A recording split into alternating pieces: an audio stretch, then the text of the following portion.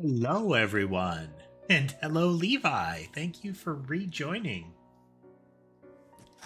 18 months, 19 months, going on 2 years. But welcome. How you doing?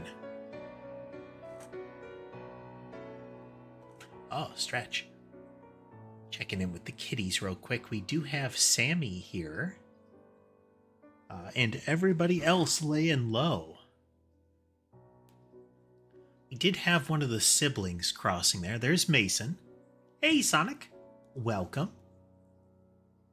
There's Mason on the bed. Let's see how long Sammy stays on the shelf. D&D, huh? You play 5th edition, one of the earlier ones? What kind of D&D you play?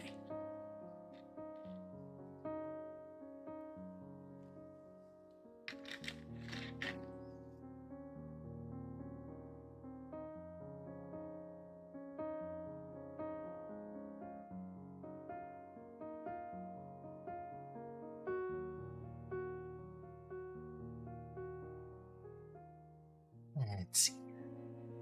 Switch over to the camera.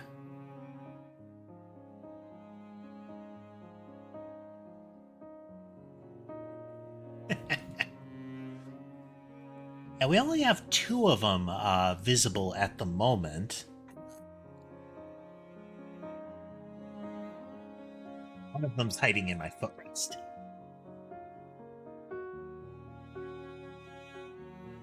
Kingdom Hearts homebrew D&D. Interesting.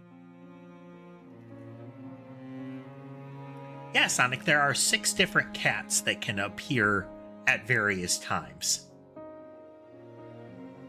I do not have a puppy, not a dog person.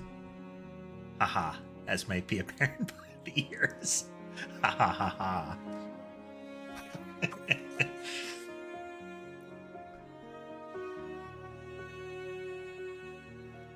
Not averse to dogs, just not my favorite animal.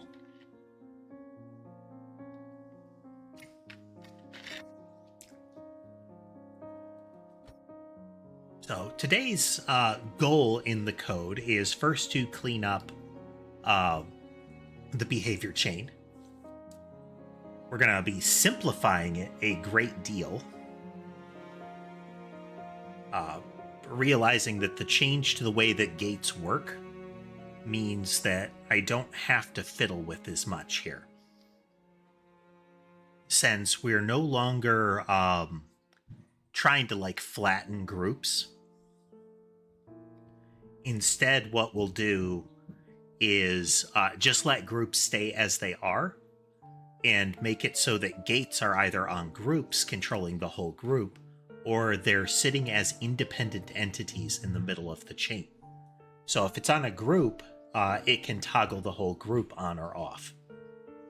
But if it's sitting in the midst of a chain, then it acts as an actual gateway, a barricade for the flow to continue. Which I think will work. The advantage is that we can just rip all of this out. Like this whole mess. There will likely be some additional fallout from that. We'll verify. So then for each behavior in added behaviors, we're going to add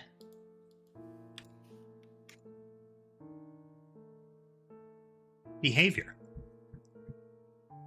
So we take everything that is currently in the base behavior. We are going to change that today. I want to change this from a behavior group into a behavior list. You can add a group as the first member of that list, but you can also just specify them linearly. This gives us maximum flexibility. And most of them do handle it linearly right now. But once we have that in place, it will be 2 for each loops. that will go through and add them in. So in theory, hey, let's go. First time, no errors.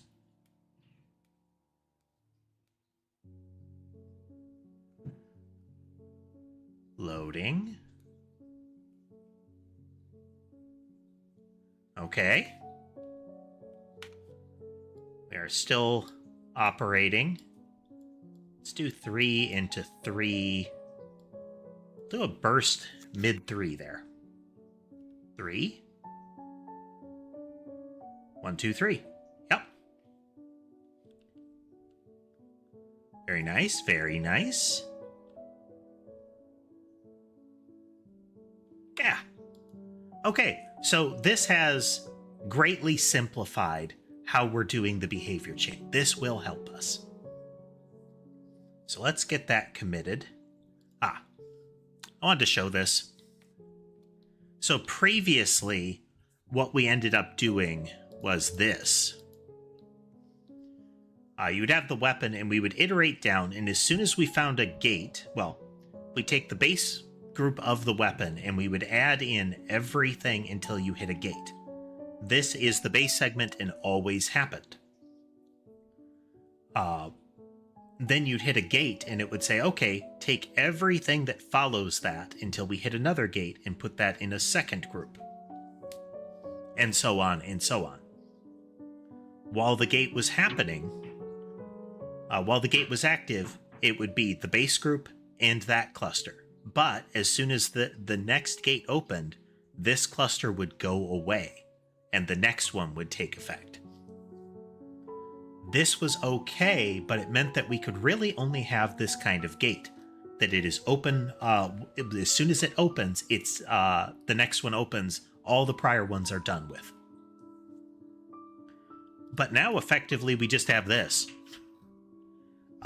We take the base set of the weapon, and then iterate through the rest of the chain. As soon as we hit a group, it's supposed to be there at the end, but let's just... let me just move that because it's going to bother me.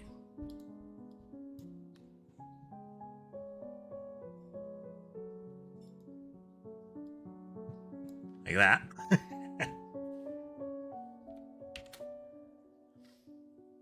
Okay, as soon as you hit a group, we dive into the group. As soon as you hit a group, we dive into the group. But notably, we don't have any indicators of gates here, because that doesn't matter. Ember has come to sit with me. So, hands occupied. When Ember comes to sit with me, she climbs up my chest and, like, sits on my shoulder. Kind of hold me like a baby, you know?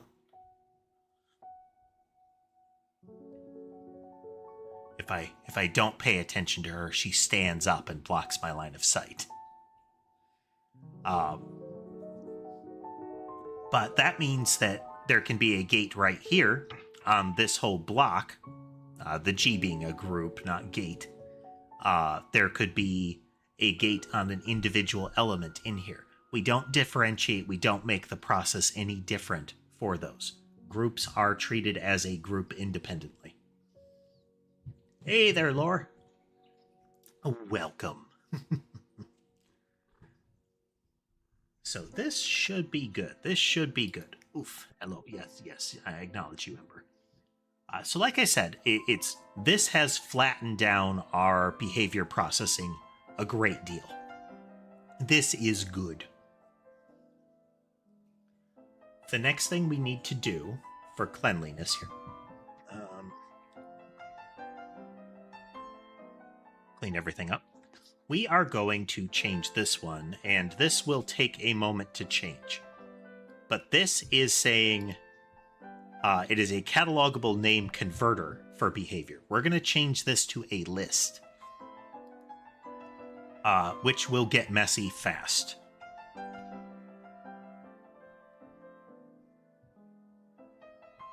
Let's see. Do we have another example of a list converter? I want to make sure I get this right. Spawn list should have that.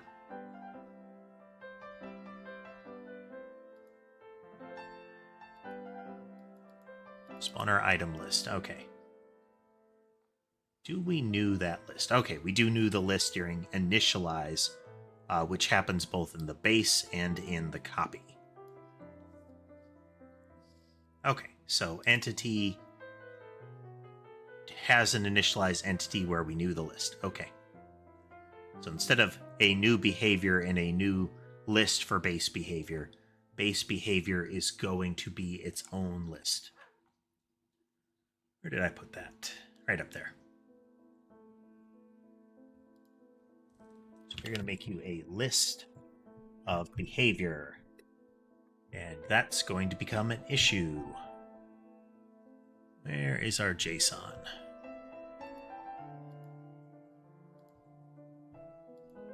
Oh, right there. Catalogable name list converter.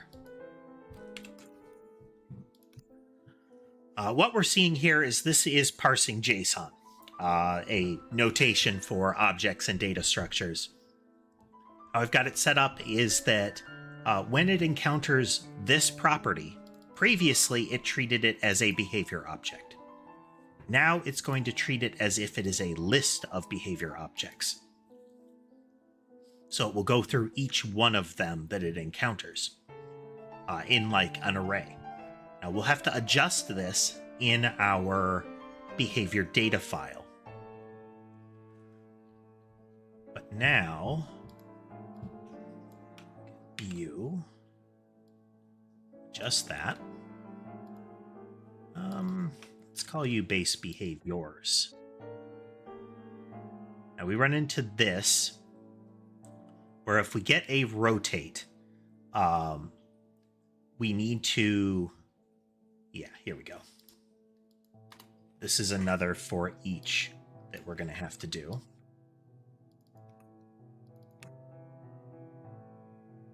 Just so. I have a couple of others that will crop up here.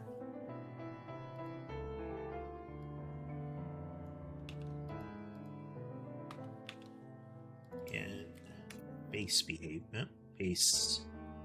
behaviors. For those that are new to the channel, and I will say this over and over again in different streams, there is no expectation of programming knowledge, game dev knowledge, or even participation in the coding at all. If you wish to, feel free to call out. I will say if you are obnoxious about your opinions about the way I code or something like that, action will be taken. But participation, advice, that kind of thing, it's always welcome. We always try to take that in and understand it and potentially apply it. But do what you like. If you want to chat about something completely ungame programming related, feel free. We often derail. Okay, so we're loading all these in. Once again, we are going to do our duplication. We are duplicating a lot, and we don't necessarily need to do that this often. Exactly, Laura.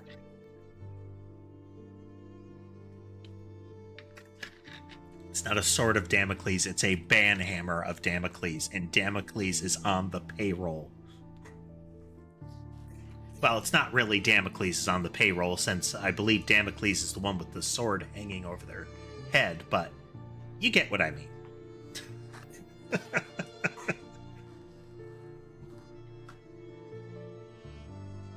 I think we've got that. Now we're going to go into our data file. And this is for entities.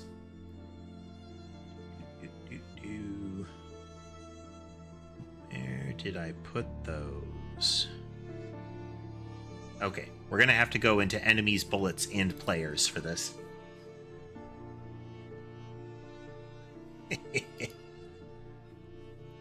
So right now we have base behavior, which is just one thing. So we're going to change that to base behaviors with the bracket. This is notation that I added offline before the last stream. that says there are potentially going to be multiple of these columns. Treat them as entries in an array. So we can do that. It will work as it is right now. I can also open up behavior groups. Do group files. So right here we have behaviors. I can just take this stuff and put it in there directly. The reason that this might be useful, it might be useful to do this, is so that I don't have to have the enemy behavior split across multiple files, and I don't have to create groups for each one of them.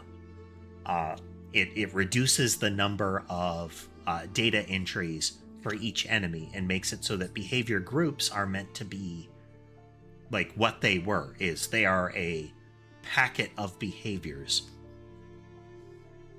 instead of being a packet of behaviors for each entity. Like I could reuse them for different things more easily this way. So we're going to say if a blob has group base enemy, could there be some duplication by doing this? Like, could multiple enemies have this? Yes, they could. Do I actually care about that? No, because I will have them all in a file, and I can adjust that either by the damage that they do.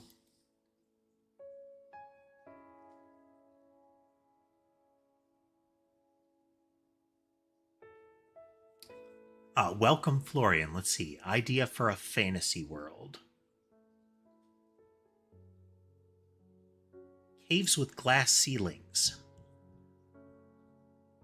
Okay, so you have an exterior world that is like frozen or Arctic kind of scenario, but the caves act as almost like terrariums and foster a tropical environment. Huh. You could do some interesting stuff like that. There's a vibe of like habitat domes to that. You could even do different environments. Yes, I'm overriding the existing behavior because that is the series of buttons that I pressed. LibreOffice. Yes, I get it. Okay, so this will enter those base behaviors in there as a collection instead of handling each of them individually. So now we're going to do that for each one of them. There is our enemies. Let's get our bullets.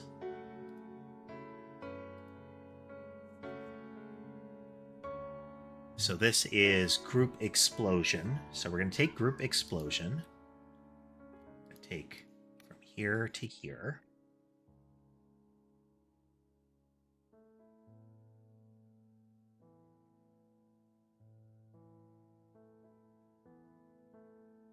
Base behaviors.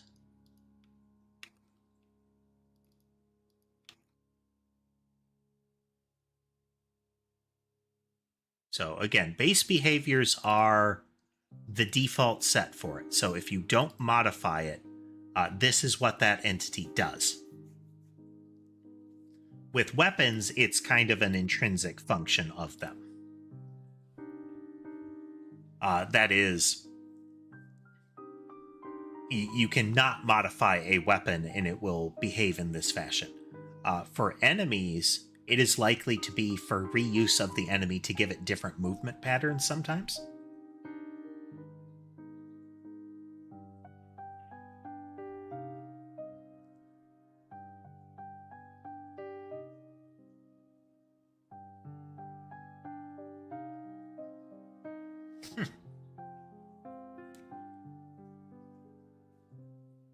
World building can be a very fun thing, Florian. Be a very fun thing. Okay, so this one, immobile test, does nothing, and that's okay. This notation also allows us to explicitly enter nothing in the collection. It exists, don't populate it. We can also just do this. and it will be an empty collection. That is also fine. We're going to try it like that and verify that I'm actually right about that.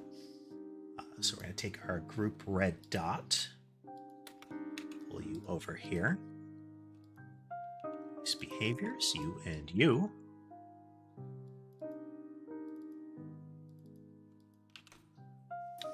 Welcome, John Doe. Welcome.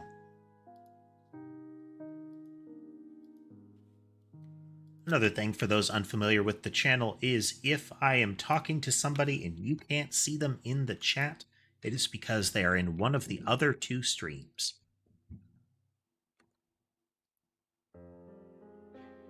I actively attempt to engage with every stream, so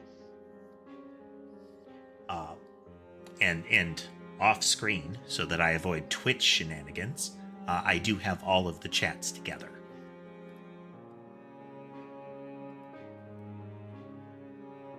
Then the actual yarn ball is relatively complicated right now.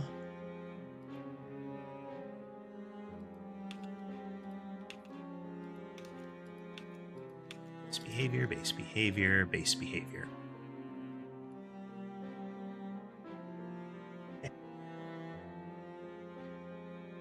We've got two YouTube streams, a widescreen and a tall format. You know, your traditional PC and phone kind of layouts, as well as the Twitch stream going. Beverage. Okay, this should totally work. First time, no problems.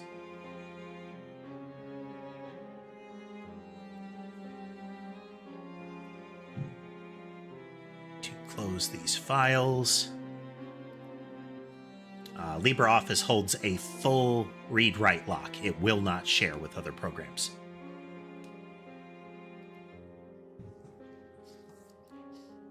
Feel free to just call out stuff into chat, Florian.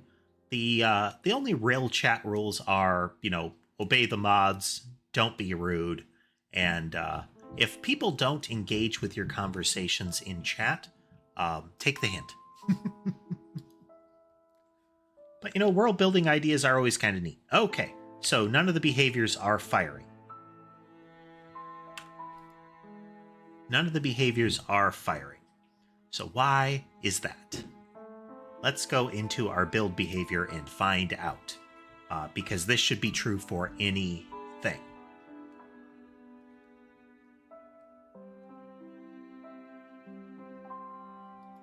Run in. Okay, so we have our first behavior. This is the player entity. Our base behaviors has nothing in it. So there is a problem right off the gate, right out of the gate. Why would that be?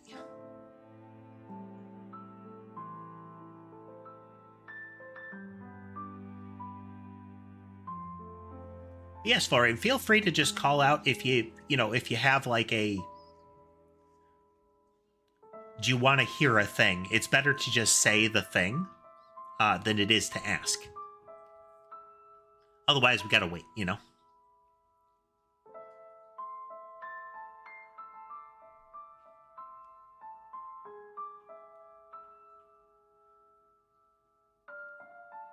Huge dragon using gas is lighter than air.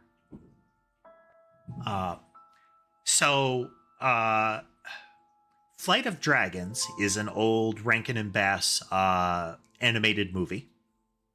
Same group that did a lot of like stop motion animation Christmas specials, as well as the original Hobbit animated movie, as well as like Last Unicorn, a bunch of like classic fantasy stuff.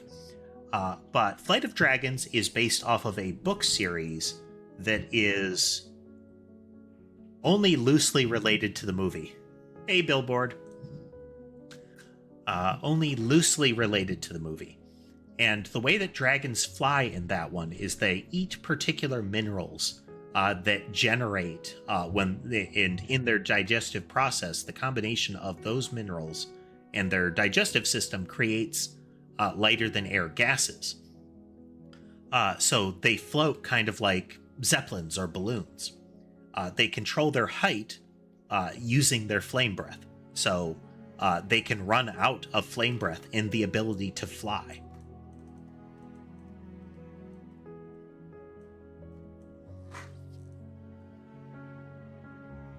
Okay, so why do it do that?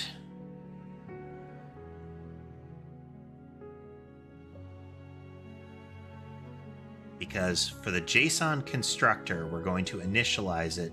It's going to fill in empty lists.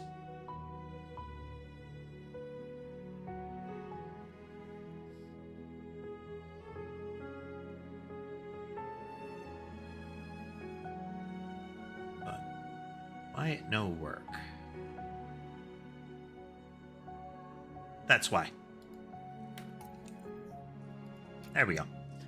The copy constructor was purging out the base behaviors, which means most things had no behaviors. Oh, I gotta... Let's make sure we're doing this right. Hey, Henry! Nope, still not working. Let's go in here.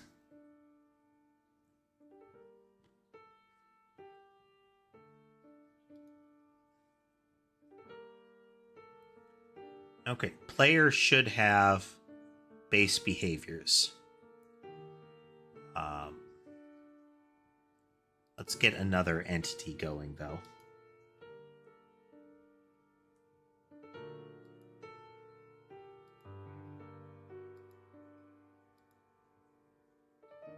Why is it behaviors? Bullet yarn ball.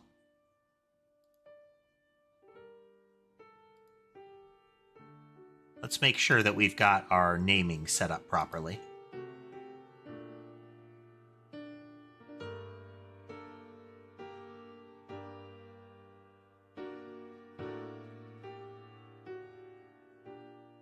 Okay, they're loading base behaviors.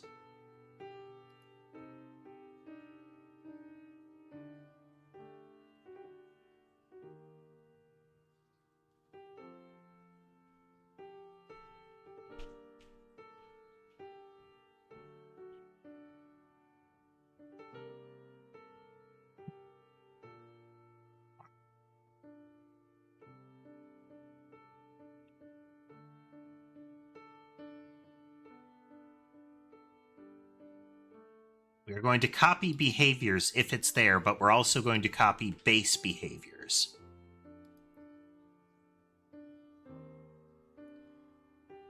Behaviors gets cleared out anytime we rebuild it, but just to be sure, when we're duplicating an entity.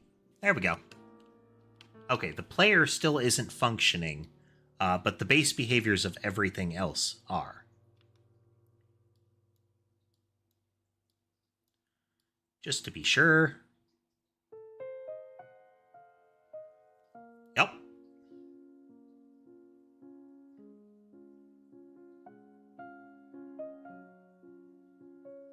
Okay, so why isn't the player loading up properly? Player is going to be the first entity to exist in the game world, so doing it this way, we can usually catch this. Oh, okay, I know why that happened. Because we never updated player. Need our...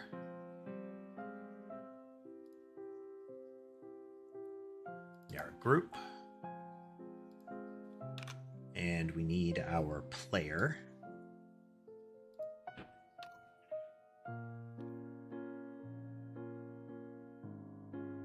Group, we have base player. Take that. And we go over to the player entity where we've got base behavior.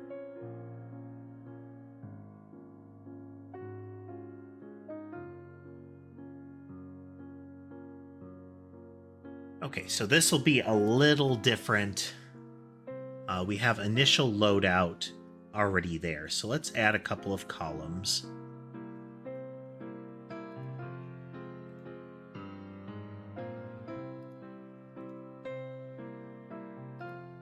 do we need for this? So we're going to need 6 total properties.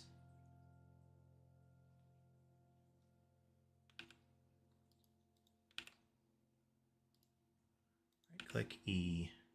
No. B. B. Okay, so that'll get us 6. Let's do value. Hey, Lunar. Let's see. Touch typing invaders minigame where you defend the planet from minion swarms of eldritch horrors.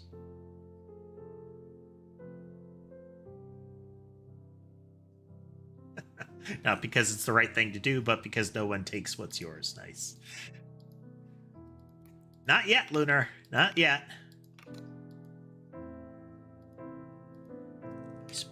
Yours. Just so.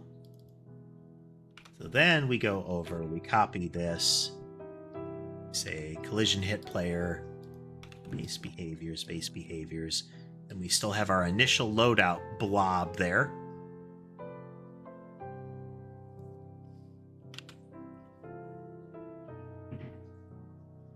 Okay, close both of you.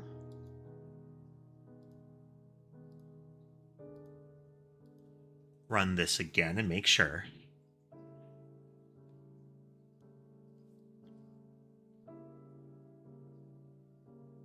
Okay, that's taking longer than it should. Feels like we broke something.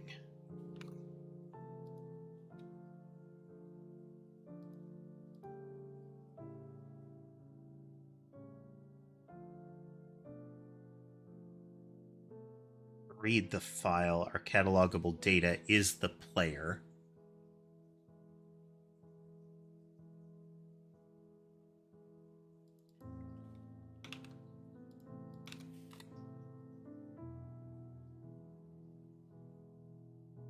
It's not liking that.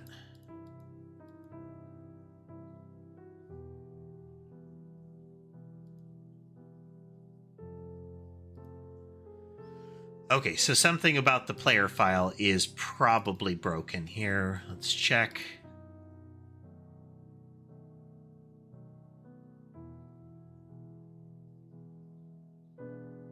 That's why.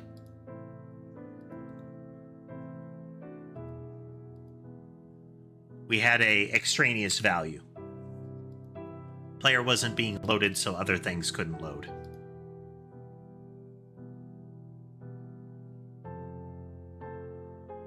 There we go.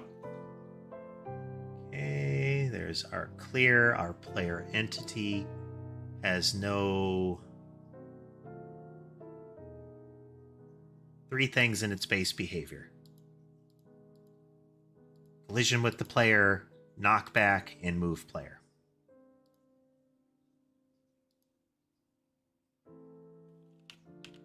There we go. Okay. New behavior system in place.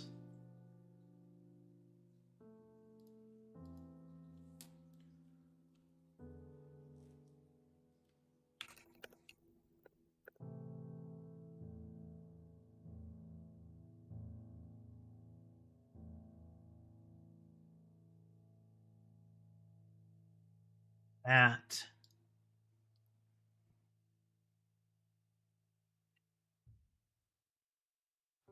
Design image there.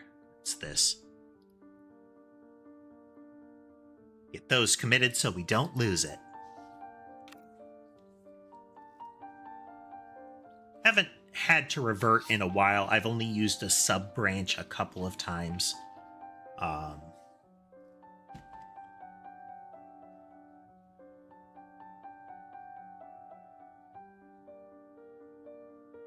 Okay. So that is functioning. So let's start down the road of health items. Right now, in the inventory, we have... Let's load this up and show it.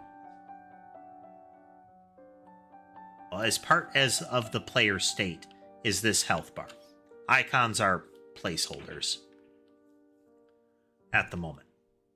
You get hit, you lose a pip of health. There's essentially an empty state and a full state. What I would like is that each of these little markers is its own thing. That when that marker gets hit, it can trigger its own behaviors. How we're gonna do those behaviors, I think we're probably gonna do it akin to how the like a behavior functions, like an entity functions, is that they will have a cascade of effects that they do, and a state that they will set. So internal to them, they're going to change their textures in similar so that you can see it in the inventory. You might have, full hearts, half hearts, empty hearts kind of thing. You might have hearts that go away when they empty out. So if you're familiar, think things like Binding of Isaac for different hearts. This heart looks like this and behaves this way when it is struck. That way, we get some flexibility. The player loadout will have how many of each type of heart it gets in sequence. And then that gets loaded in that sequence. I think that should be interesting.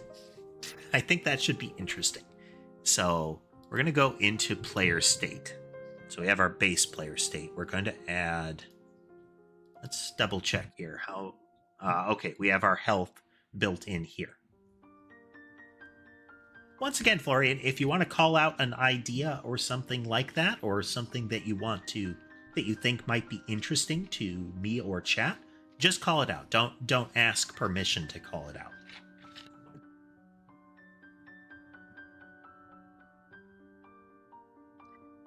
I may have missed a question. Hendry, do you get what we're doing, or at least the topic of what we're doing?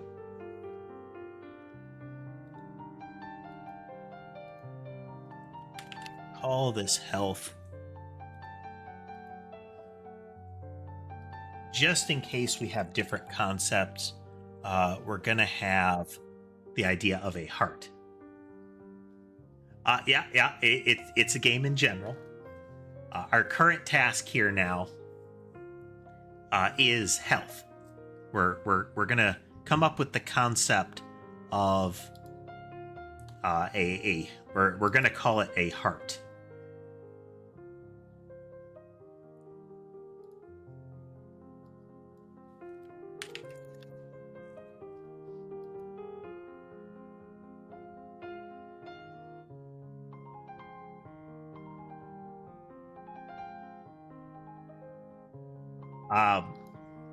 I haven't been using the concept of partial classes, like actually using it.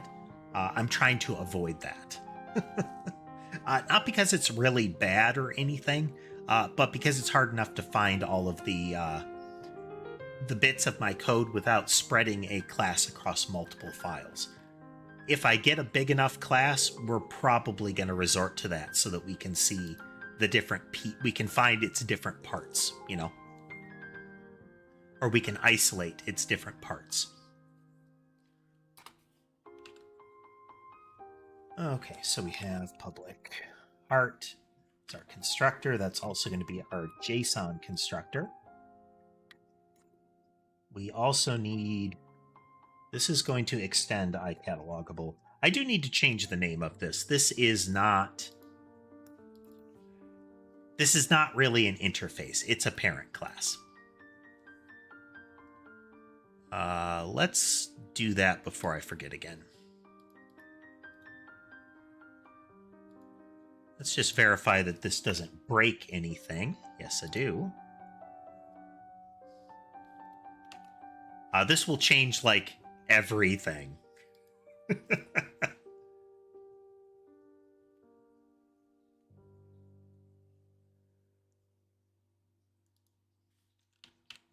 Okay, nothing exploded. Good, good. Let's get that committed so that we don't have to find all the bits. Remove that because we'll add that in a moment.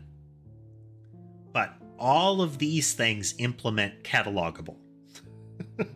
Every little bit, or they reference it.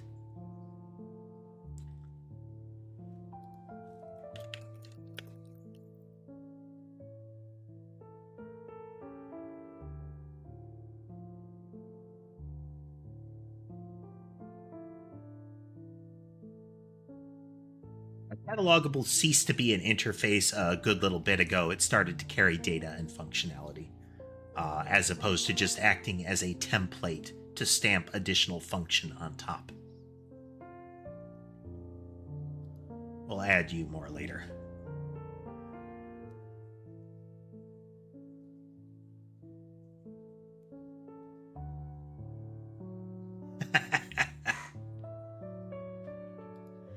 I remember the first coding that I ever did was in a Visual Basic editor like VB1 in, well, early Visual Basic. Not Visual Basic, early Basic.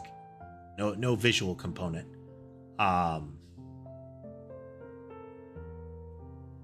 In DOS.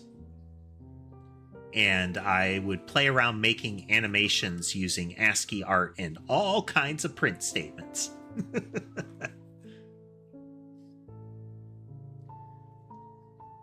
I mean, a lot of modern computer towers still sound like jet engines.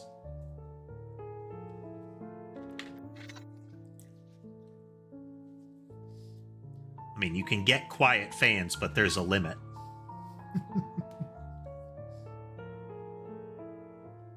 Okay, so we got you.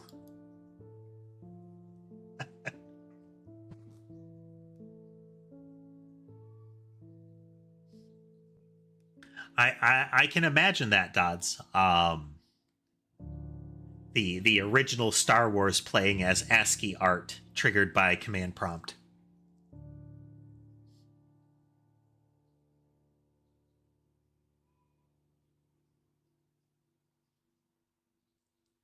So Florian, let's see, a crater of darkness. Are we talking like a magical bubble of like eternal night kind of thing? Kind of a artificial bottom of the ocean kind of thing? Okay, so now we need to make our copy constructor. We'll just reference this.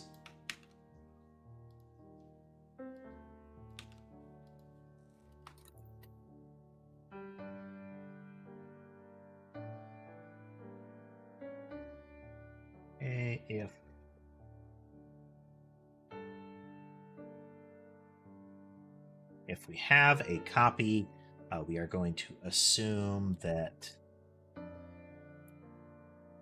it's equal to copy cast as a heart.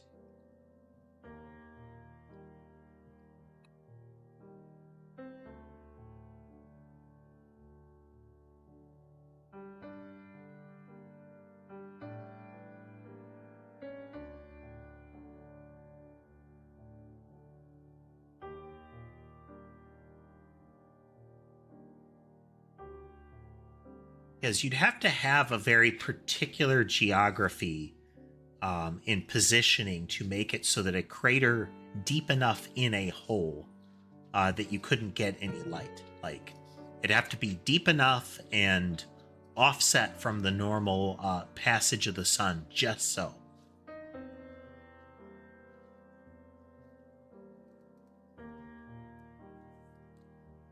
Okay, so we cast that, and then we'll go in and make use of the actual copy. But we also need...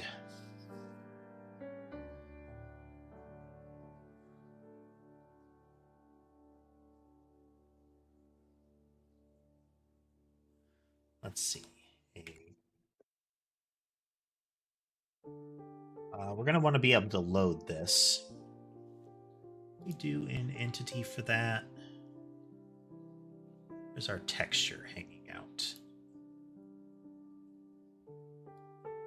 We have a texture key. But I don't really want... We don't really want to have to constantly reload a texture. I'd actually want to be able to mirror these across files, so we might add a static collection here of different textures and still use the key.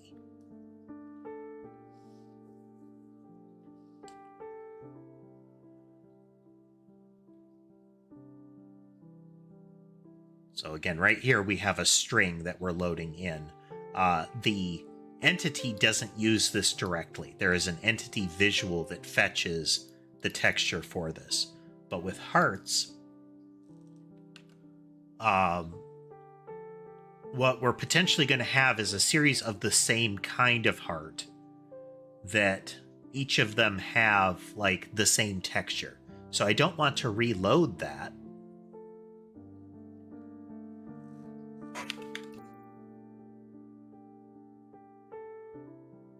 So we would have a protected static dictionary of string to texture wrapper.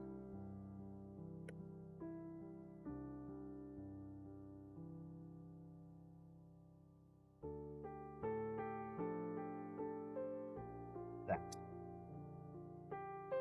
So what we're going to use this for is to store those texture wrappers off. Anytime one of these guys comes into existence, it is going to try to load its texture in here.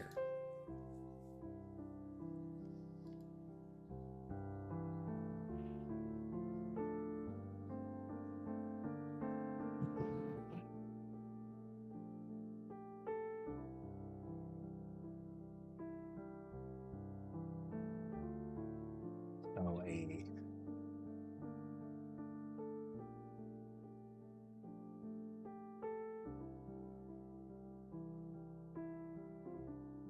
void initialize, and both of these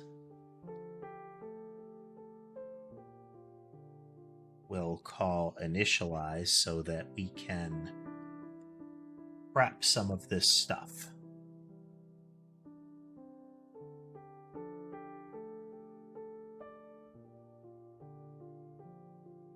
That's not right though, because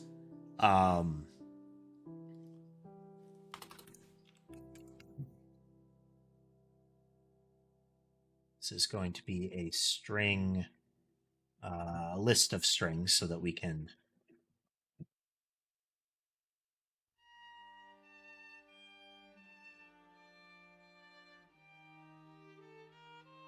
I wonder if we're going to be able to do this properly.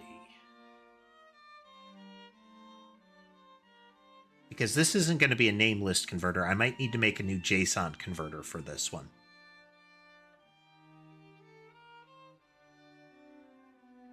No, this might work as is, actually.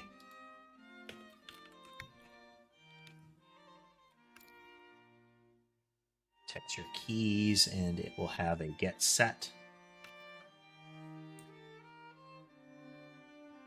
We're still going to want to initialize... we can do it this way.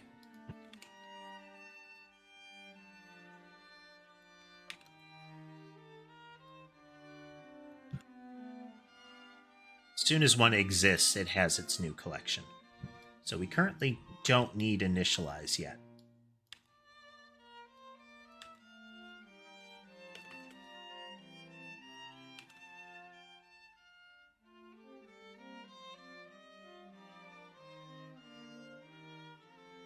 What we're trying to set up here is that the idea of a heart, there will be a collection of texture wrappers that we're going to use. We're going to use these to fill in the visuals, and we don't want to duplicate these texture wrapper objects, which will contain a texture 2D object, multiple times. There's no need to.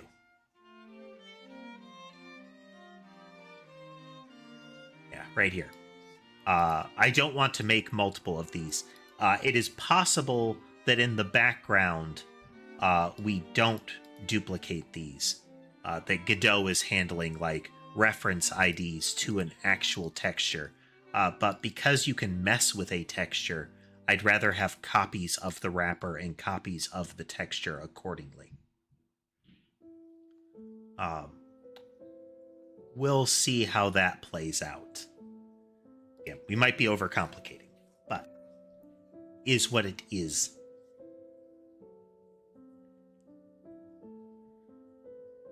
So after we copy is where we would initialize, but we can't do the loading of textures in any of the constructors.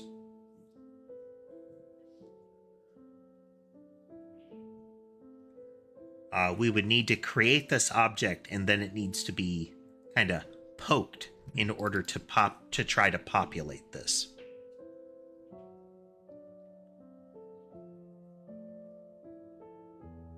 Anytime we reference the texture keys,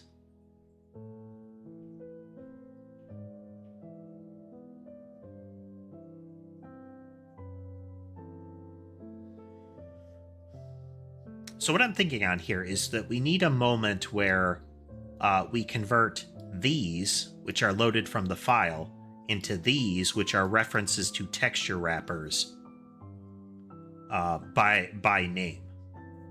That we don't go and fetch a new texture wrapper if it's already in our list for all of the hearts. So there is a point somewhere in the existence of this thing after it's initialized, after it is created, that we need to populate this. We could do this as a message handle. Where we are going to get a type of event here. Right now, in entity, in behavior, we have messages living here. What I could do is make a overarching class that is just a game message. I would also like to change the name of all of these to message behavior, message collision. So they line up nicely, you know? One way or the other. We'll see.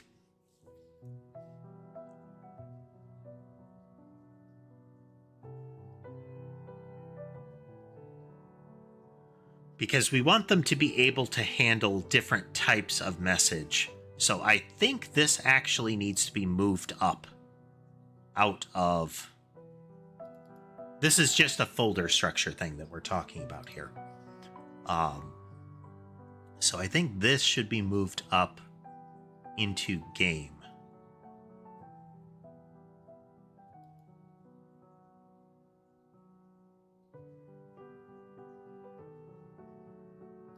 Do not adjust their namespace.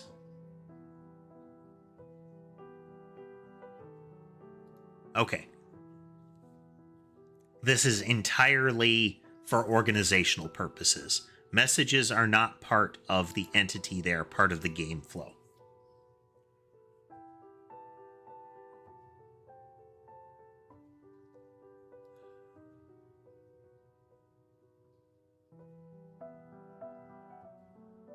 If we change the name of this to game message, then we're going to be able to, yeah.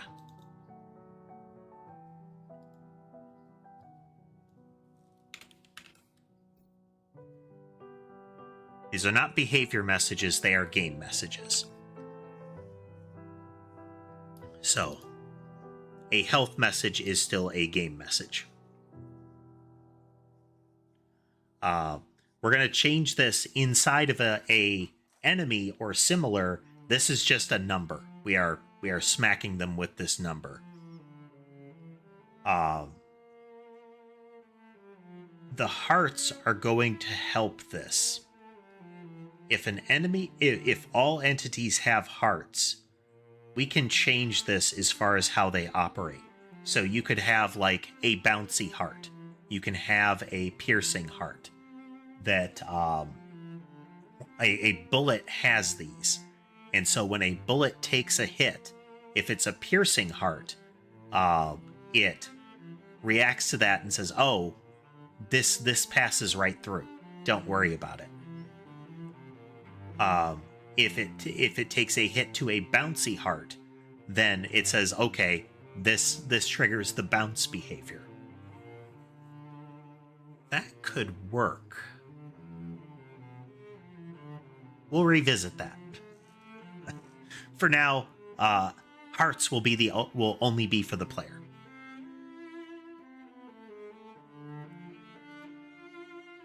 So that gives us the idea of a handle message here. And we can have an initialize entity call, which will pass that into various elements.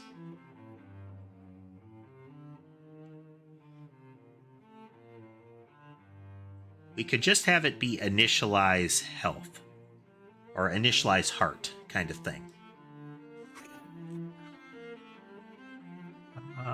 In our weapon logic, in our inventory, we do something similar.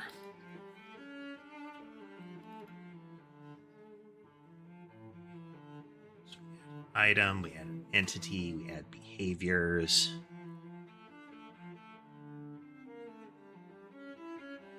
Build entity templates. Here we go.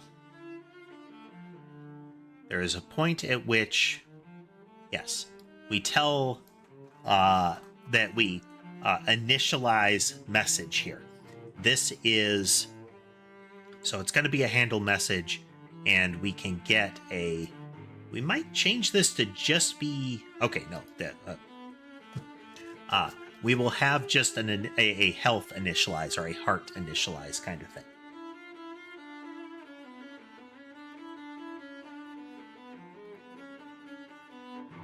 Class, and this is a, oh, no, it didn't go there. So this is going to be a heart initialize message.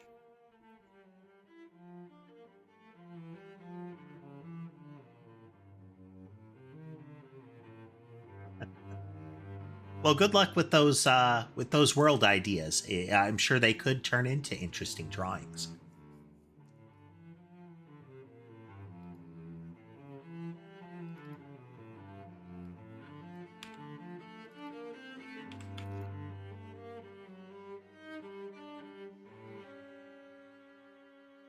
Okay, right now, heart initialize message does nothing in particular.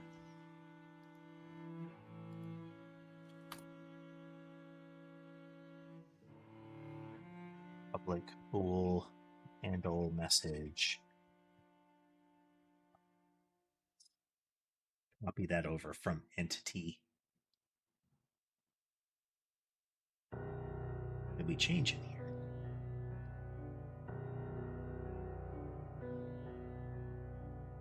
Right there, maybe?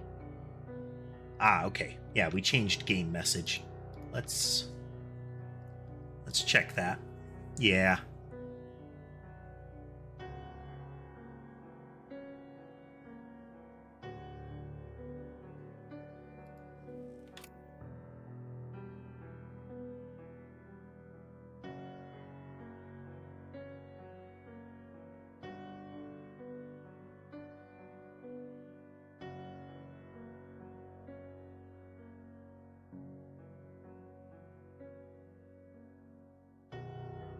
We'll add that in once we've got it further defined. Art, if we have a entity, it's our handle message. There we go.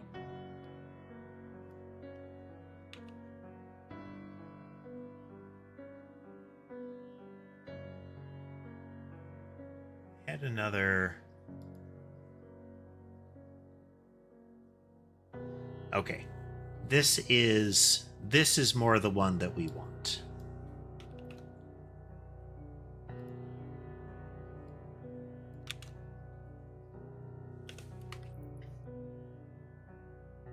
virtual.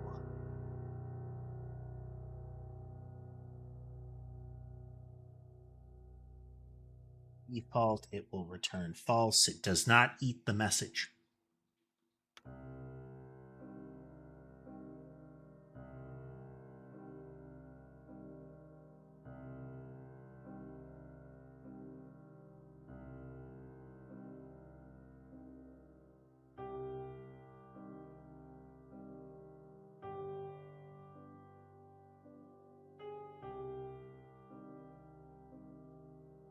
Handling the message relies entirely on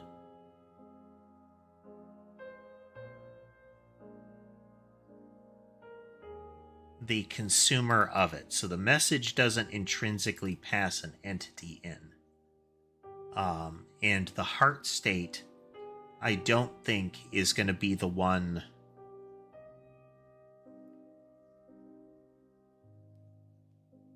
We might have to have a wrapper for all of the hearts so that it can keep track of how many are empty or not. Alternately, we're just going to have logic to go through and say which ones are empty, kind of thing. So for now, I don't think the heart needs the source entity.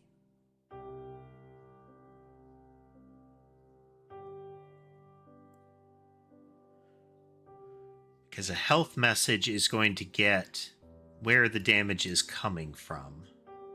Let's still keep the entity that owns the heart here.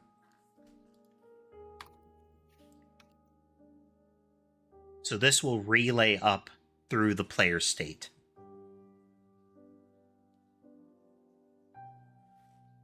If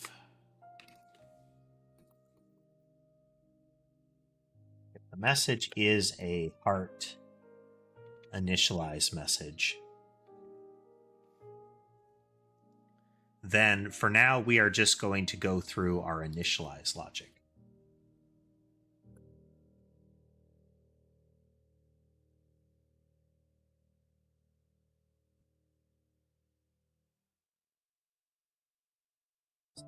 For each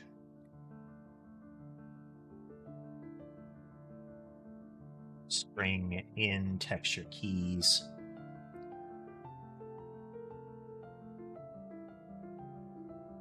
texture key,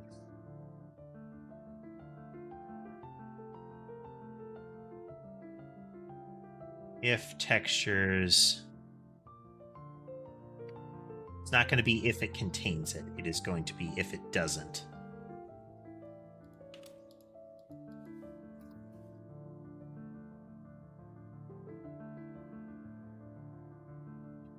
Add, pass it in as texture key, and it will be services, catalog, get a texture, which will be a texture wrapper with the texture key, and that wants a texture wrapper, so implicitly this is a texture wrapper. We're gonna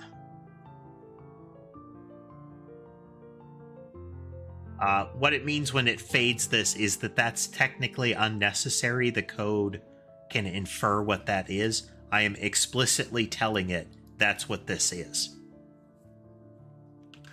Twofold, because I want this to have a problem immediately. That will be you can't cast it. It will also do that if I just pass it in. But I'm being explicit about it. So when you're reading the code, you can see I am telling it that this is a texture wrapper. Actually, no. Tell a lie. Because I'm using get texture, this will be a texture wrapper.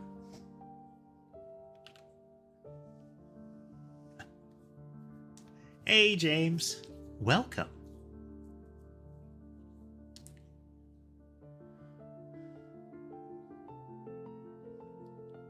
Okay, so this preps all of that.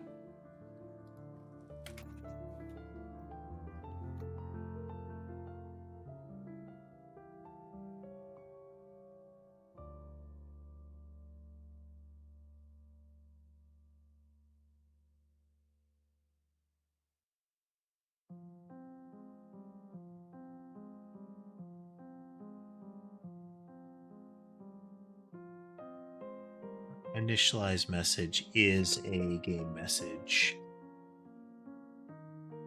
I hadn't encountered that issue before.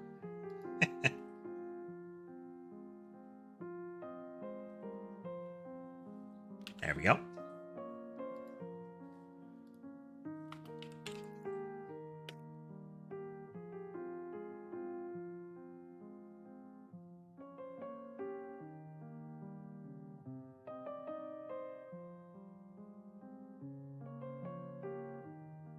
Okay, so this is the base. If we get an initialize, we initialize. We do this.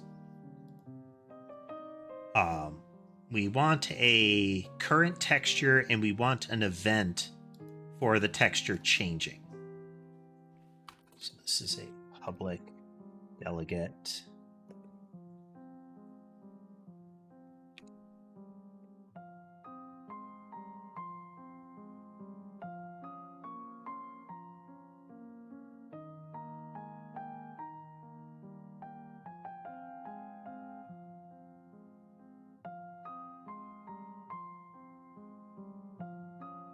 Okay, so we're gonna make it so that you can subscribe to this event in order to know that a particular texture changed. Then you can query that heart and say this one. Indeed, it's Piotr, right? Probably a little bit of an accent that I'm missing, but. Let's do a quick check on the kitty cats here. How many can we see? We can see Ember. We can see Sammy. We can see Mason. We can see Molly and Sky. Sherbet is hiding in my footrest. Okay, so all 6 accounted for. All 6 accounted for. Nice.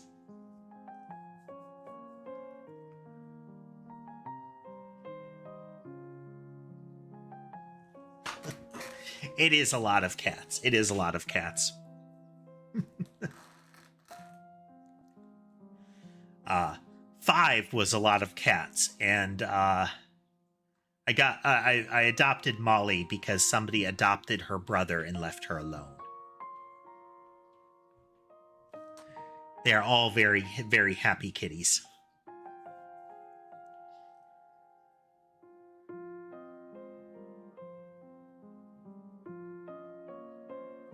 How would we do this?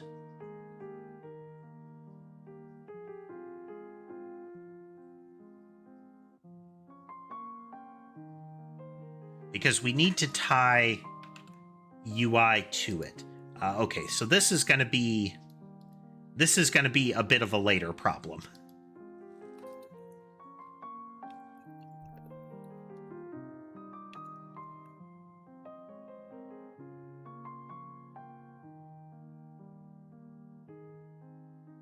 You below the static.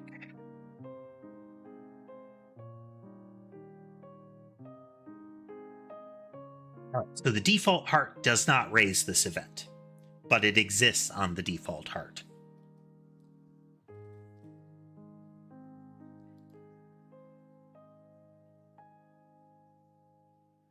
We could have a get set property on a current texture that we're going to JSON ignore. And when you get it, you just get that texture. But if you set it, it will emit the event. And that would make things a bit cleaner, I think.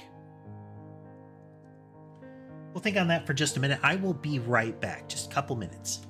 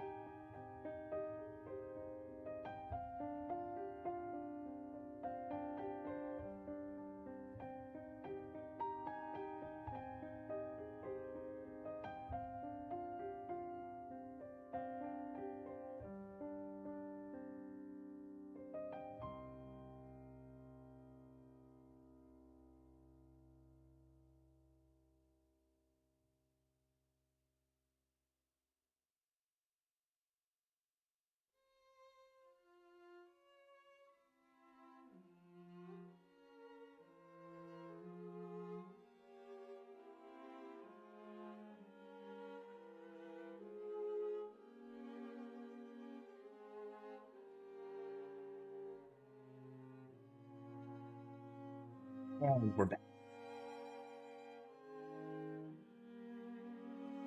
Over to the tree view here. So we potentially have 2 kitty cats. There we go.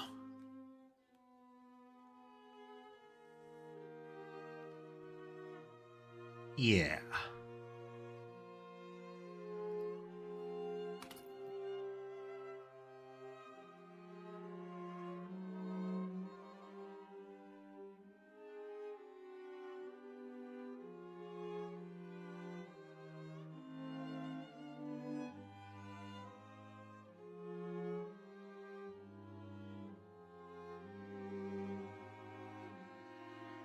And this one will have actual methods for it.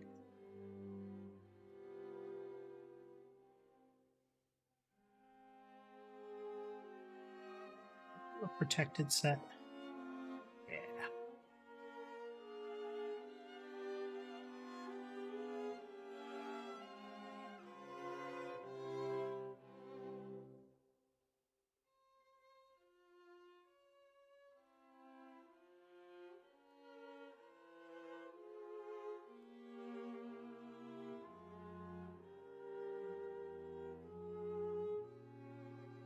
Current texture.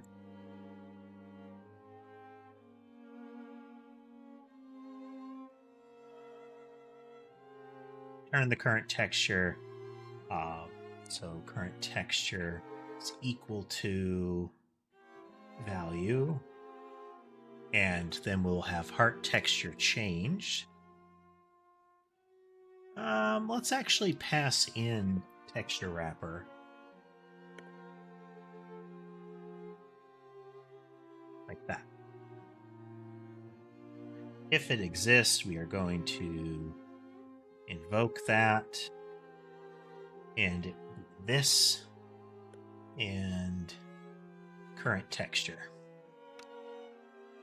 Okay, so if you change what the current texture is, and you can only do that from within the class, it will set it, and then it will raise the value. It will raise the event.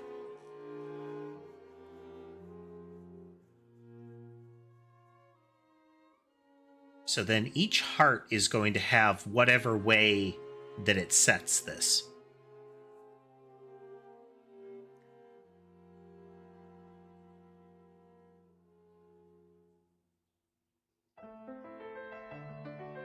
We could have initialize be virtual as well, as long as we call the base. It's a weird little... Yeah. So as long as you call the base of initialize, this will get loaded up, and then you can do any subsequent stuff that you need to do.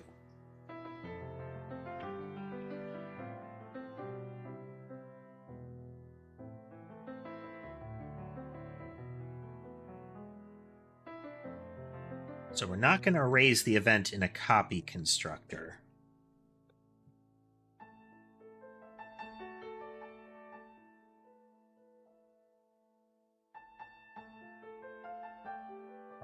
Dot current texture. So we're not going to set it by the property. We could. Yeah, let's set it by the property. It looks cleaner that way.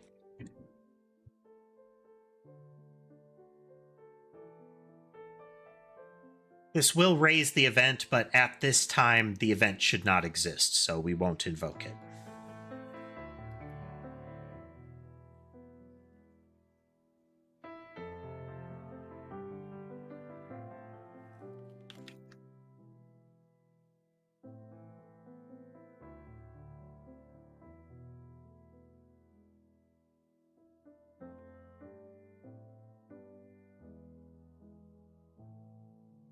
Dot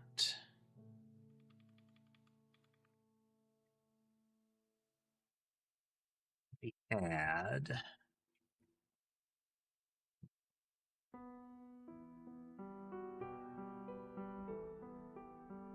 there is 1, 2.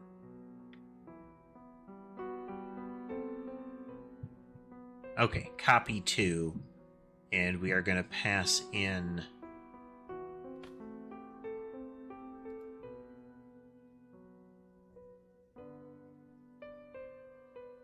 let us do this.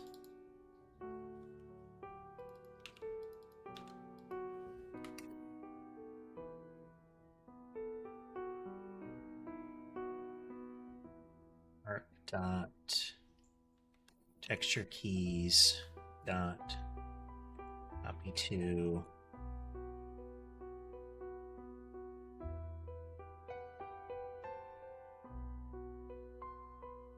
do this.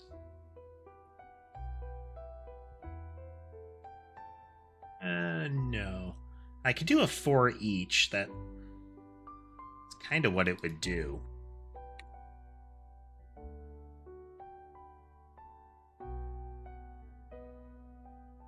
We'll just do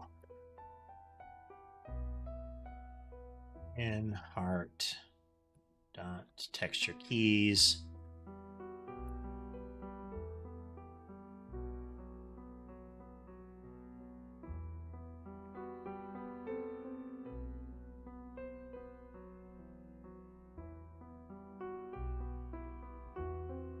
So individual hearts are going to have assumptions about what their texture keys are. And logic to ensure that. So if it's, say, full, half, empty, then it expects 3 texture keys that would be hard-coded into that particular type of handler.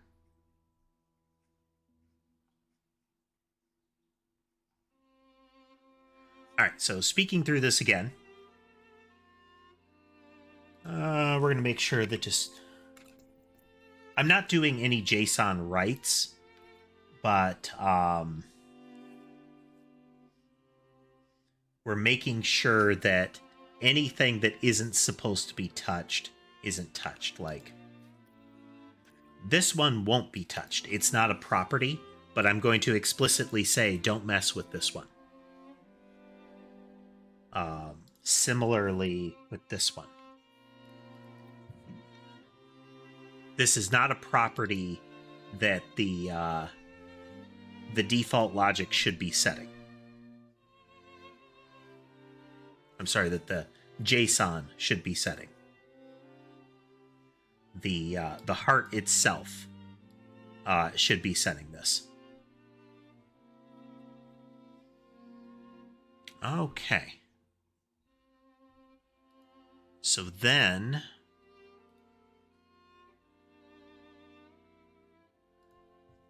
we're going to have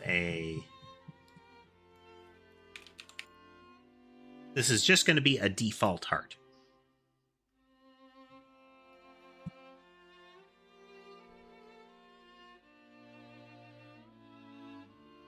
Extends heart. We need the same general pattern here.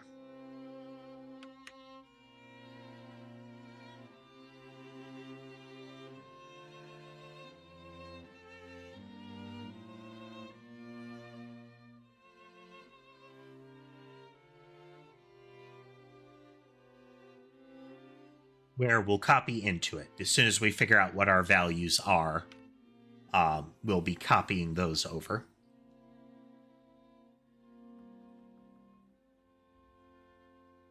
This one is going to expect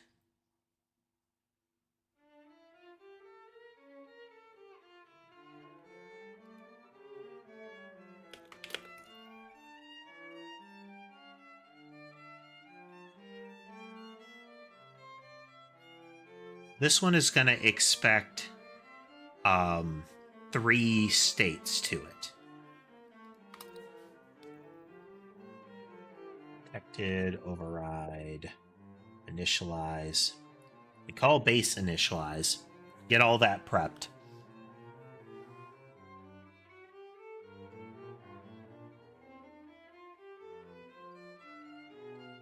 Actually, this one doesn't need special handling there. It's in handle message.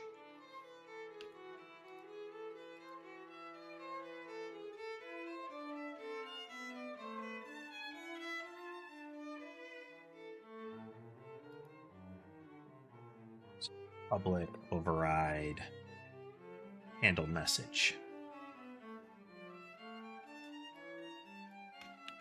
We let the base handle the message. We don't care if the base tries to eat the message here.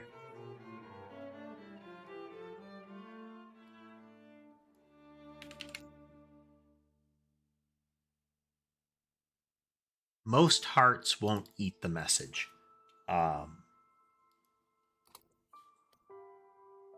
Actually, most hearts will eat the message.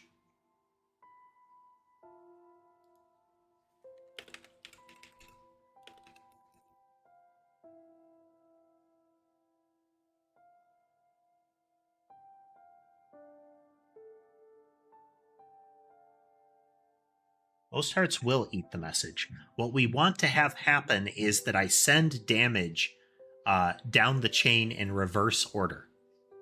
The last heart gets each damage message first. If that heart consumes all of the damage, then it doesn't care. Then subsequent hearts don't care.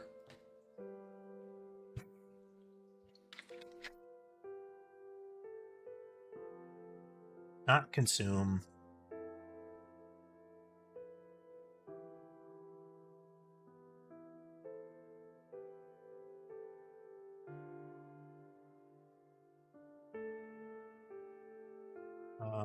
We're going to do a message initialized one.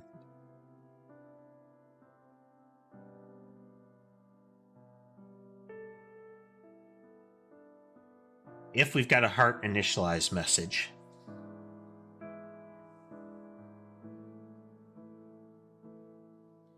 then we get our base initialization. Check heart.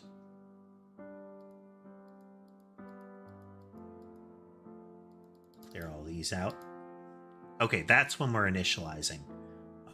So we don't need that there.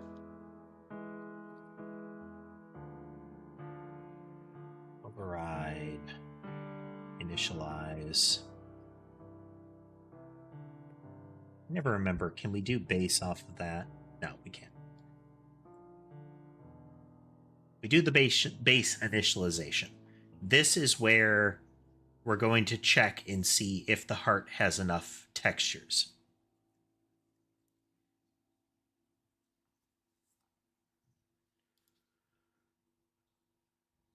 Do we actually care, or are we going to use an empty texture?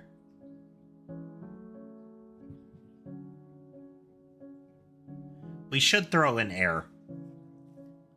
If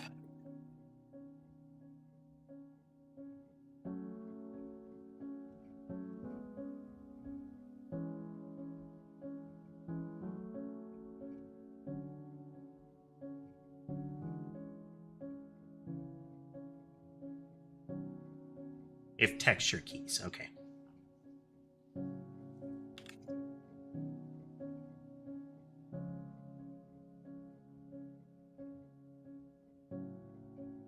Count does not equal 3.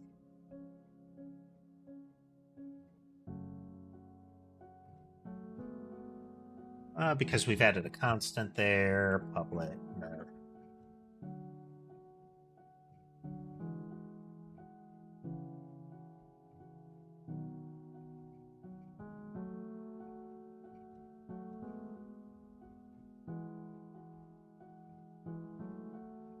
We need to make it an int because that's going to return an int. Yeah.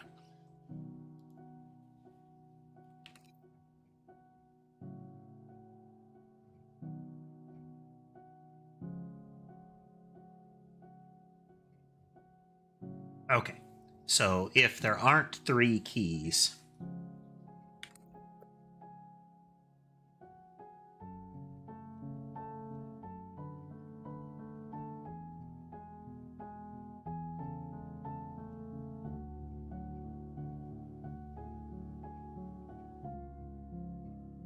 less than 3.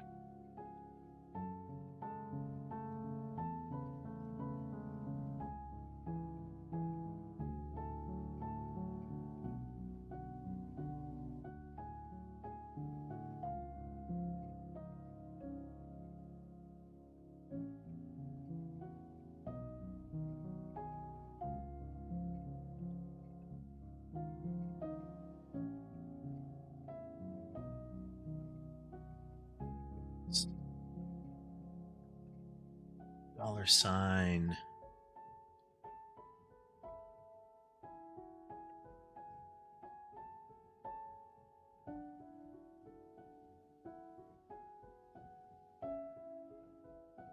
$sign at the end.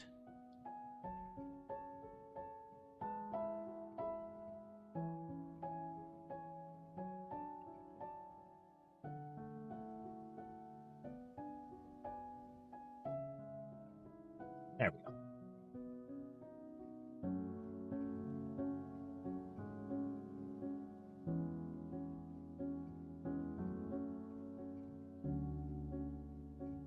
Okay.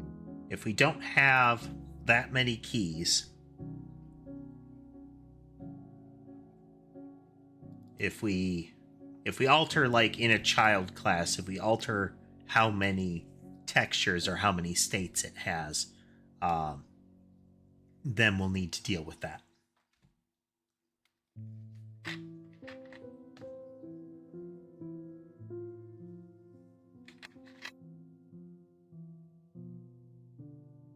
But I feel like starting with a default of 3 states, what amounts to 1, half, and 0, is the way to go.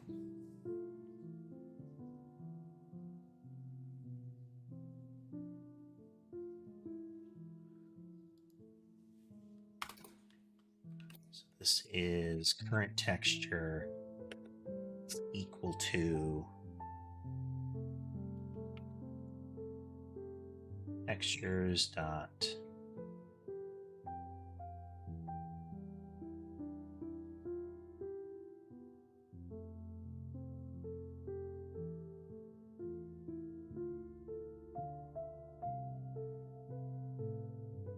the textures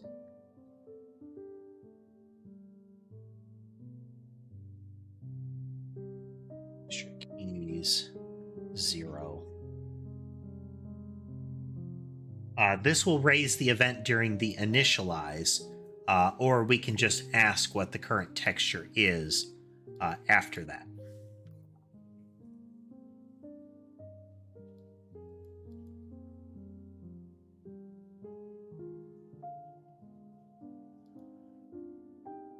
So this is a protected integer .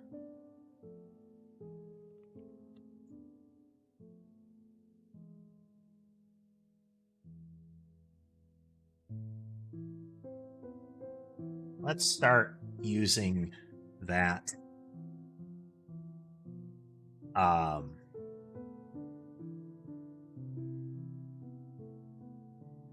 Because floating point and double, while they allow for huge numbers, the precision is not what we want.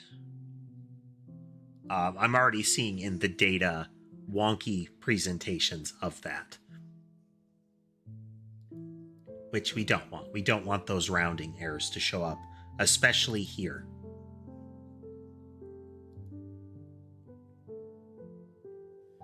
If message is a health message,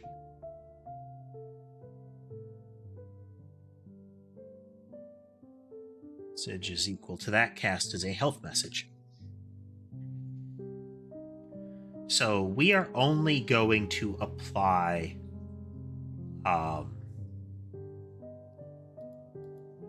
negative values here.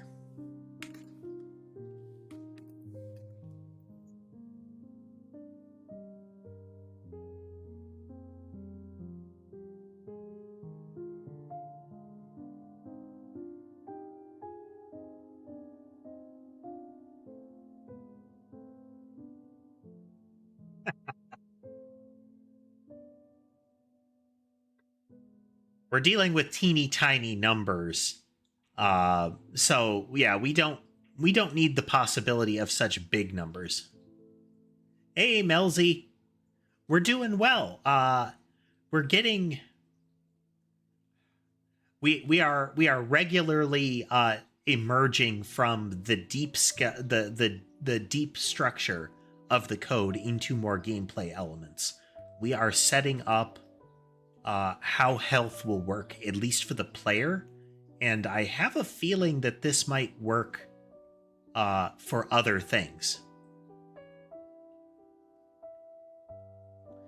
We're actually trying to deal with smaller numbers for the damage. That doesn't mean I won't show a bigger damage number when it goes off.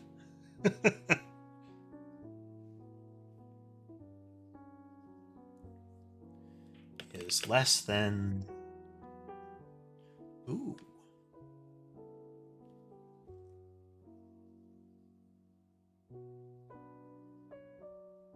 Okay, no. Heart restoration is going to go from front to back instead of back to front. Heart reduction goes from back to front. So we send it we send damage in from the rear of the list, and we send healing in from the front of the list.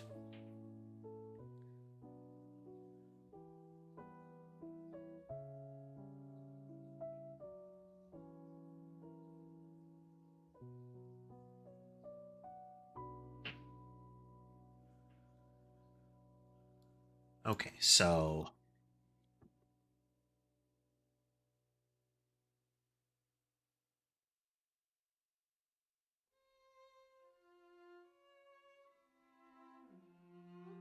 right.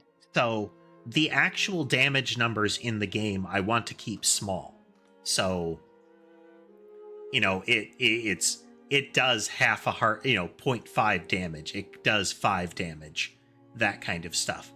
But that doesn't stop us from presenting the damage as, say, like 1,000 or something like that.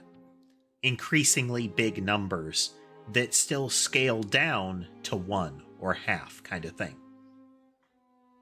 Late in the game, you are doing, 1.5 million damage, and that means 1.5 damage.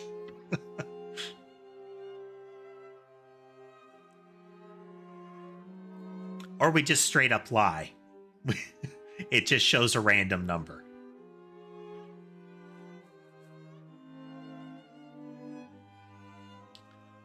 There is nothing stopping me from changing how each individual heart handles damage and to change the damage scaling. If I do that, there needs to be a value somewhere in the game that tells you what kind of scale the damage numbers will be at, so that I can replicate this into the logic. If things are going to be doing 1,000 damage, but that is supposed to be 1 heart worth of damage, then I need the hearts to recognize what the interim values are and account for them.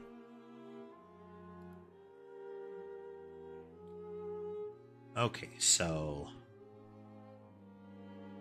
do health left plus equals health message dot change. So if the player takes damage, this will be a negative number coming in.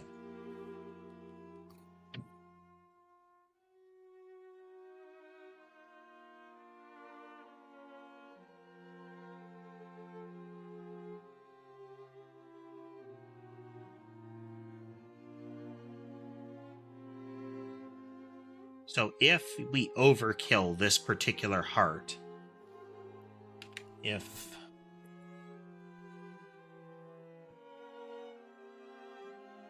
health left is less than 0, so every bit less than 0 is overkill damage.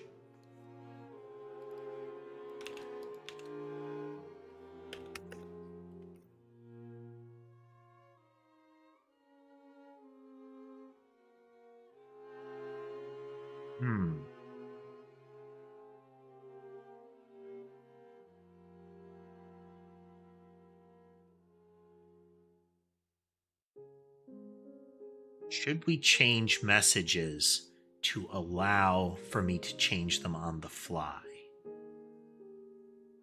I'm going to declare yes. And hello, Boom, hello. So if I look at a health message right now, this is a read-only value. Ooh. But we're doing it in units of 1.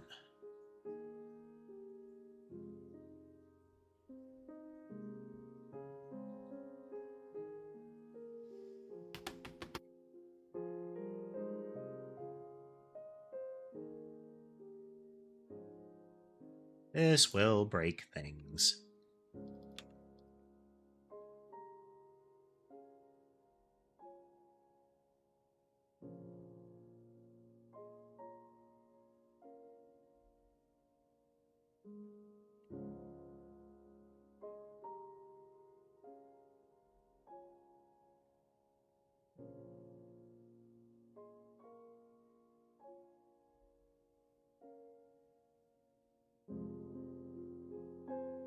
So collision health is the current health bar for entities. Hey, Drew, we're doing good. We're working on the health logic for our game.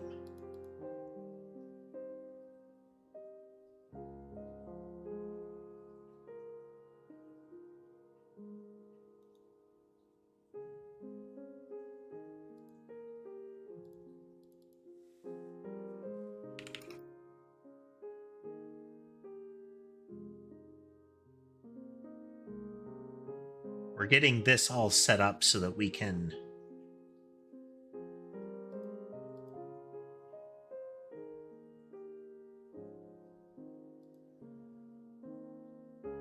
this is using Godot, Melzy. We're doing all the coding in C# in Visual Studio, unless we can't. Hello, Pixel, welcome. Unless there's some reason we can't, so things like setting up a scene happens on the Godot side.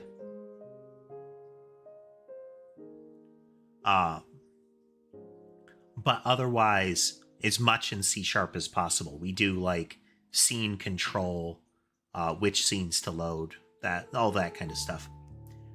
Drew, I started playing a little bit of solo Terraria recently. Doing expert with the drunk seed. It is proving as chaotic and difficult as I would like for the time being. It's mostly just killing time. All right, let's make sure damage works properly. I like that seed because it's the everything seed. You get all of the, you get both types of corruption. You get all of the optional environments, all that goodness. All right, let's make sure things go away.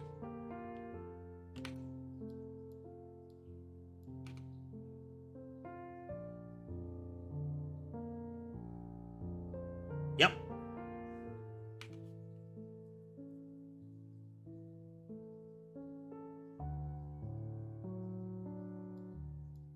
Make sure collision explosions happen.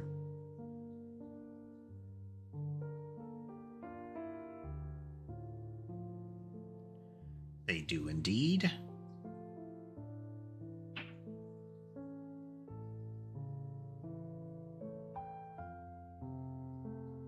Terraria is one of those examples of if you have a thing that is doing well, if as far as your business is concerned, you are doing well, and you can continue doing well with the kind of the staff and the things that you are adding in, just keep doing it. Everything does not have to be exponential expansion. Okay.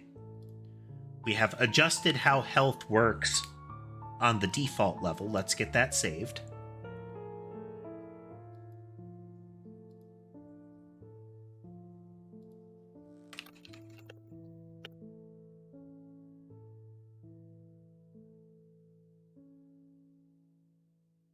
Okay, we'll push those.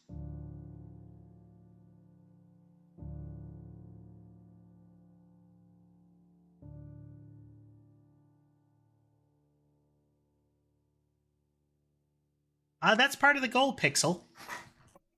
The art is an extension of the old Noida mod that I made back when the channel was pretty much all Noida.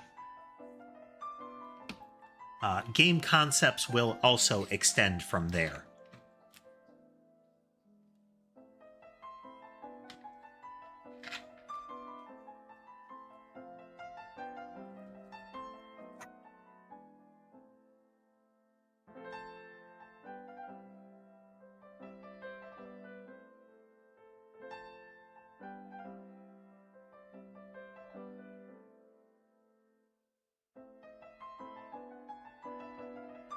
If it's not apparent, the style of game we're going for is bullet heaven. So, you know, spray projectiles everywhere, try not to die. As opposed to it's the genre that you generally need to be aware of in order to get why it's called bullet heaven. A bullet hell where the enemies spray bullets everywhere, try not to die.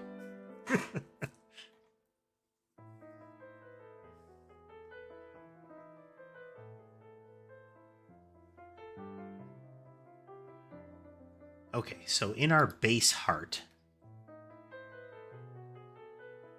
now, because we have modified that, we are going to say help message dot change is equal to health left. Health left is equal to 0.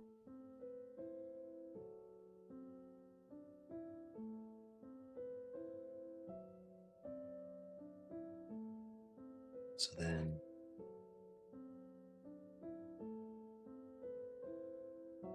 bullet hells are, for me, visually interesting. Like, it's cool to watch somebody play a bullet hell, but I definitely couldn't do that. Not without a lot of, like, training to get the precision motion in there properly.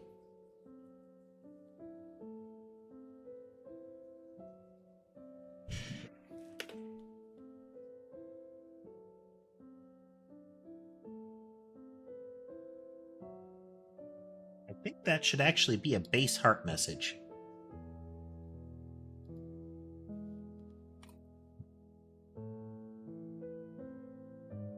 Virtual.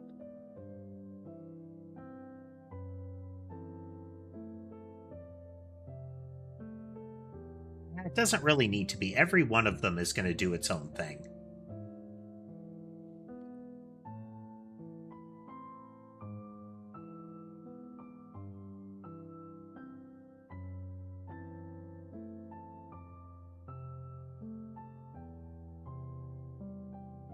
Some of them, like, we could set it right here.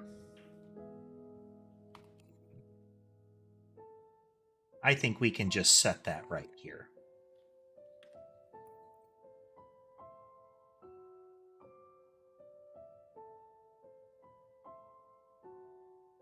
And 1.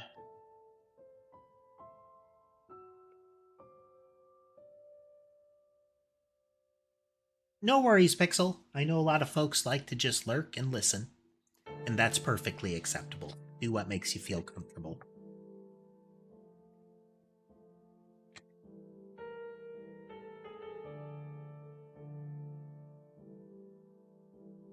Oh.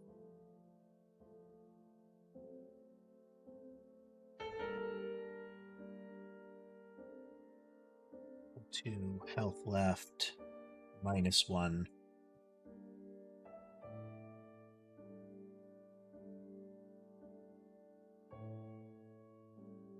So we're going to have update state in here, because all of the different states will have their own here.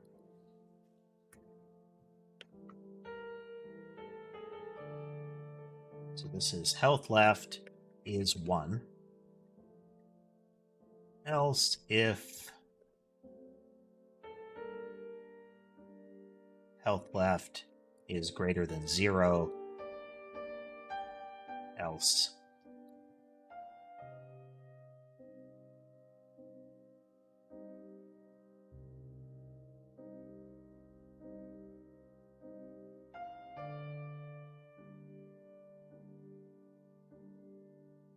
So the sequence is going to be full, half, empty as far as that. Once again, we should change this to protected.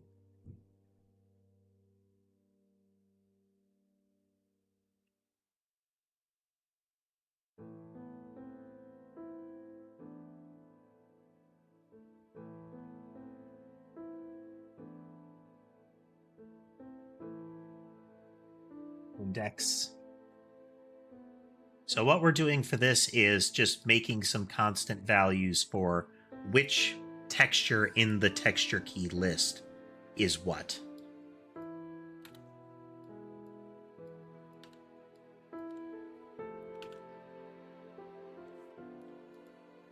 So current texture is equal to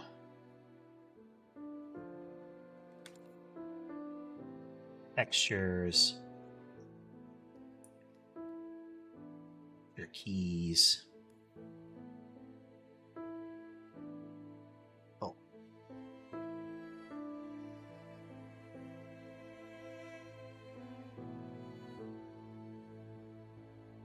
Full index. Oh, welcome back, Levi. Welcome back.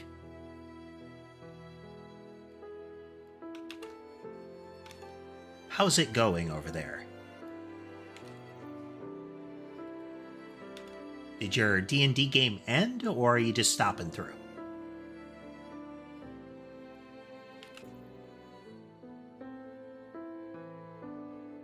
So then it will raise the event here.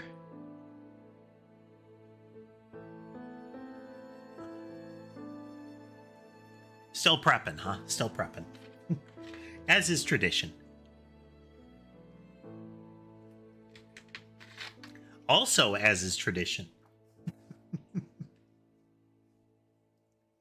Scheduling issues, even with the world of online tabletops and the like, is part of the tabletop role-playing experience. If everybody could be there on time all the time as scheduled, then it just wouldn't be the same.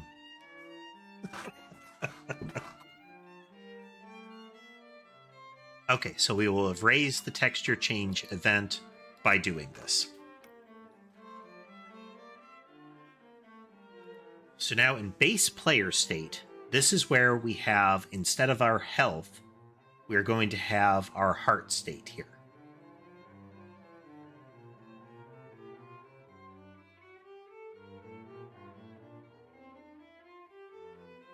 Where we're not going to be passing in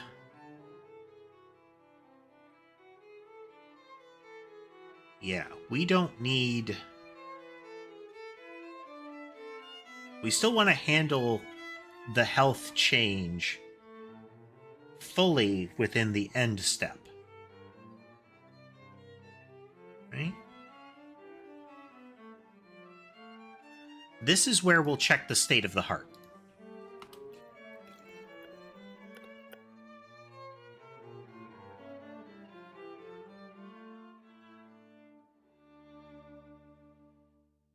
But we're going to apply the changes to the hearts on impact. We don't need to do this aggregation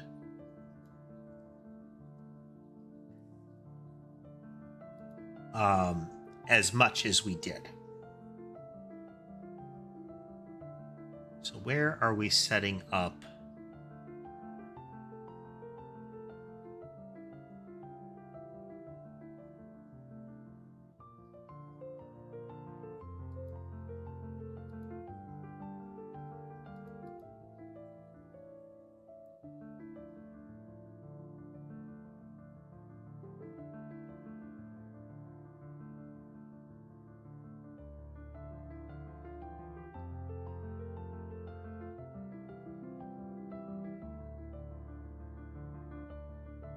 Okay, this will update based on the textures. This is going to go through and get what the player's current health state is, iterate over it, and populate the cells accordingly. This is not terribly efficient.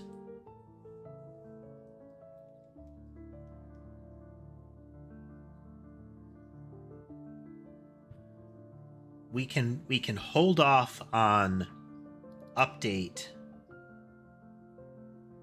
here, unless the health changes. Yeah. Okay. So back in base player state, have our handle health changed. This is going to be where we're setting up the hearts. So by default, we're just going to create a series of base hearts to work with.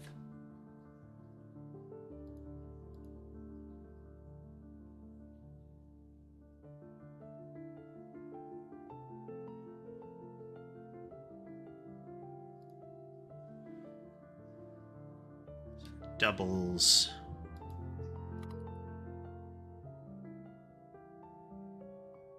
Constants, I mean. So this is a protected list of hearts.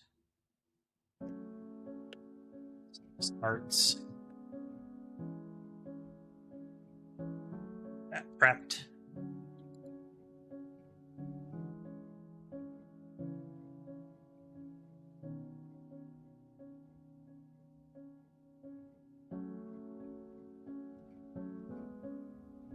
So what we're doing here is going to break a lot of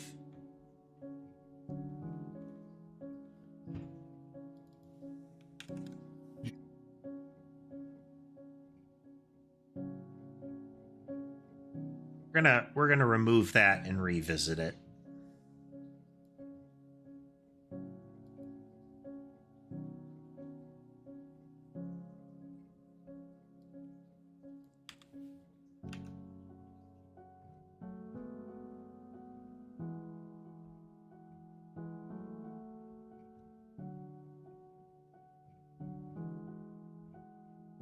We have some like vestigial knowledge or layering here.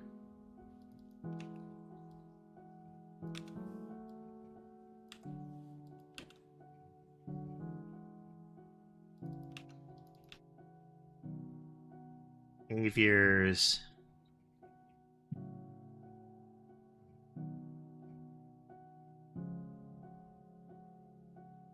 Add the player.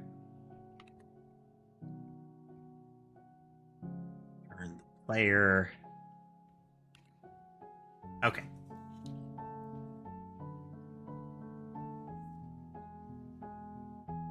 Let's get that in there.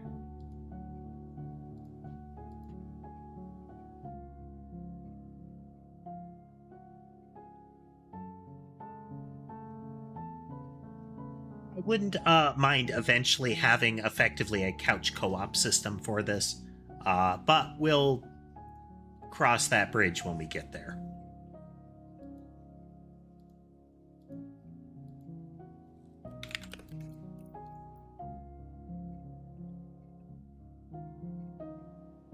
That.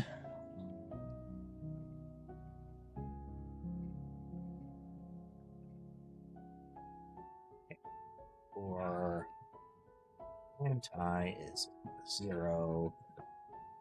It's less than 10. Plus plus, so we're going to add 10 hearts. And new base heart.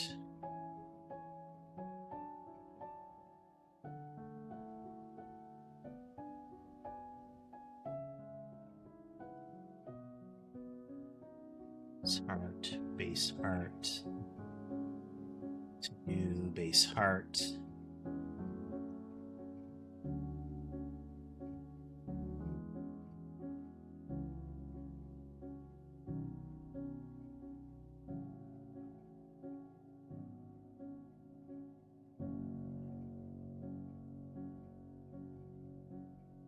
We're going to have the same one a couple of times here. Let's look at our data. Let's look at our textures.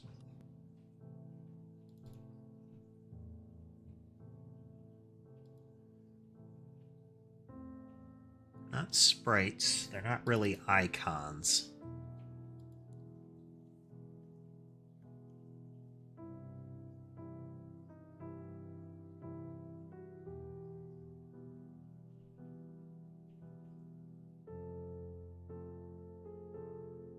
We need to set some texture wrappers for the hearts.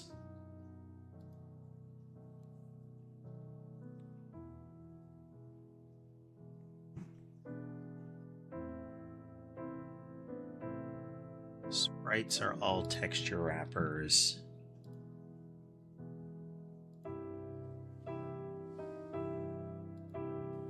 So we're going to copy icons.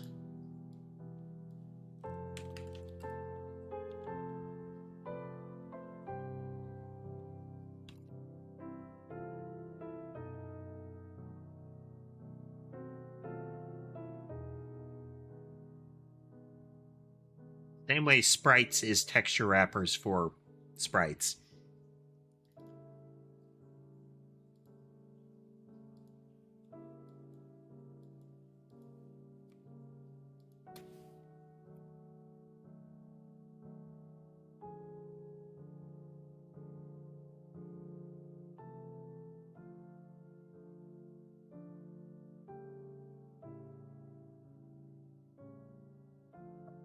Sure.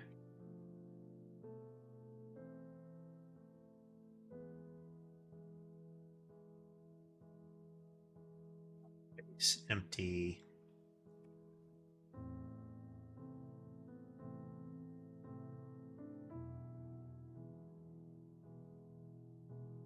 think we put these in icons for now. We're going to move them over to a different folder.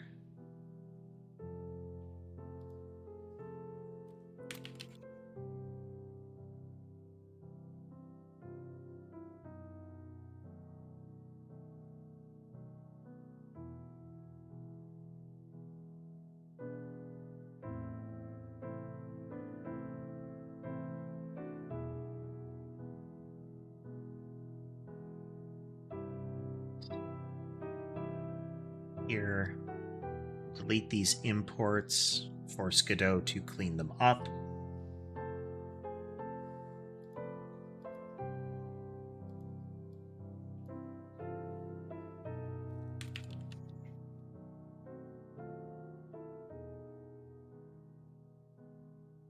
Eventually, I want to have, well, I'll probably move the data files into their constituent folders here, but, you know, we'll see.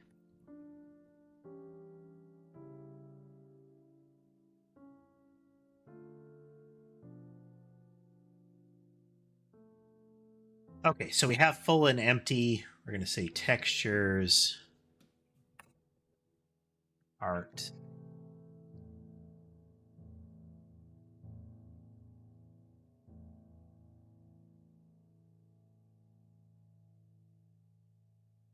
Empty.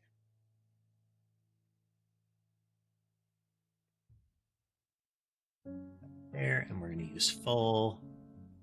Nothing we've got does partial damage, so we'll never get to half for the time being. Okay, so this will be our heart textures. We're gonna just force the values instead of defining.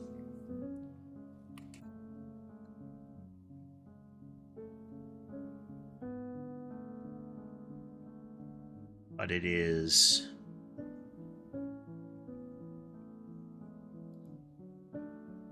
0, 1, 2. Okay.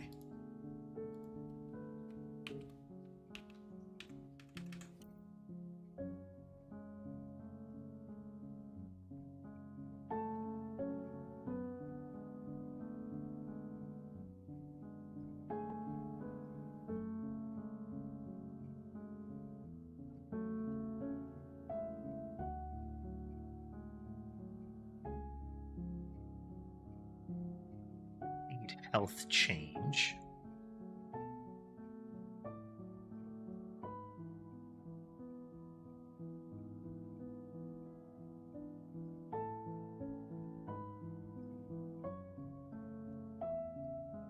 Heart.handle message. Technically from the player, new heart initialize message.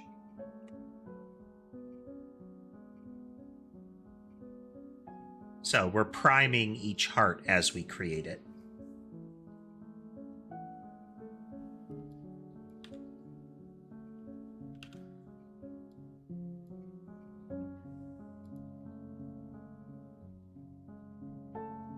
Okay. Let us go into health UI here. Nothing special there. So base health UI has all of its bits there. Player state.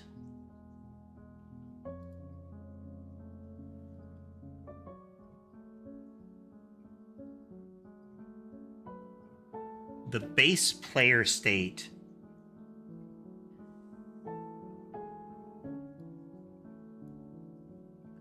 won't have exposed health.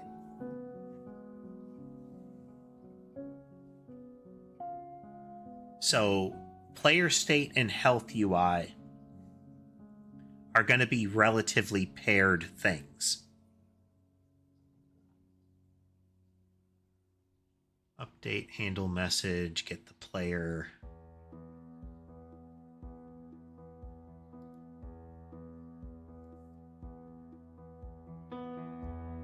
So we've loaded up the hearts. Whenever we get a health change message,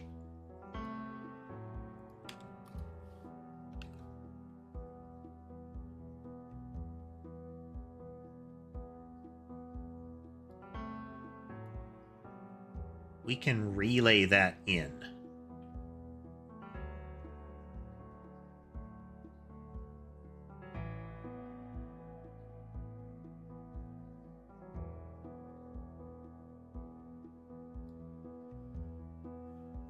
So this is where we're checking each of the hearts.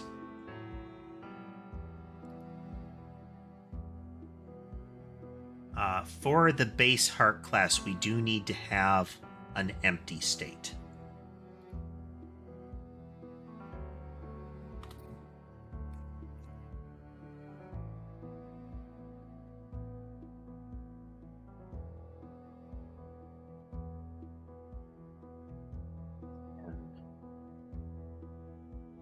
Is empty.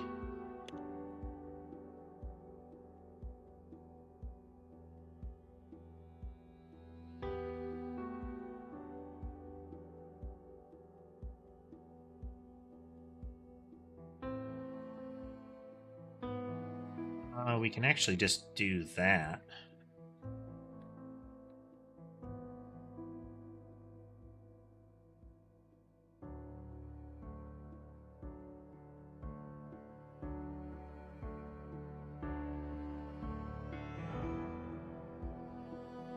Connected.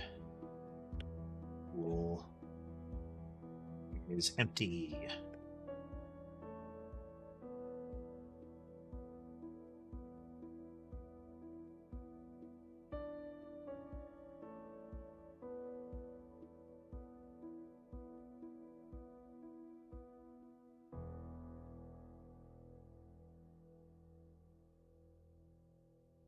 Okay, we can set is empty whenever that's marked. So this will give us a way to, regardless of the heart type, to say, is it empty?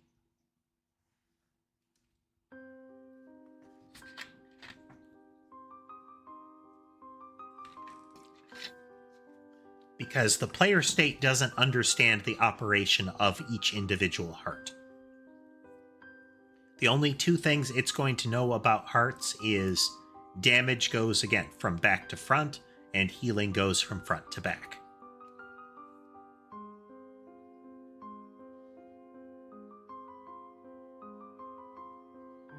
Okay. So then in our base heart, when we get a health message and we update state, if this is it's equal to 0.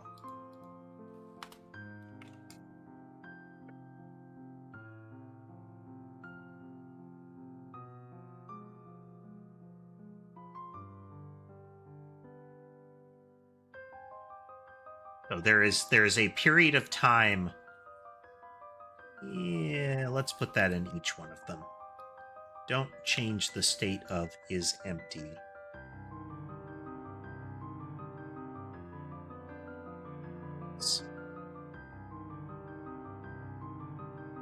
We don't change the state of is empty unless we have a specific reason to do so. Otherwise, we're just raising relevant events.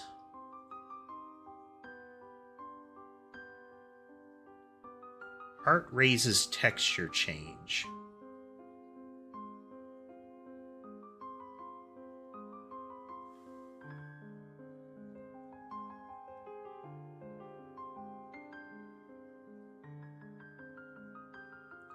I would like to have a way to index these.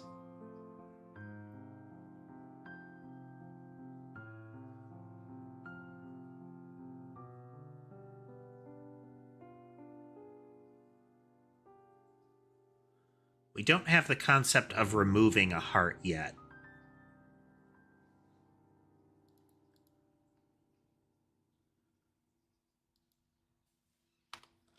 Public, delegate, void, remove, heart.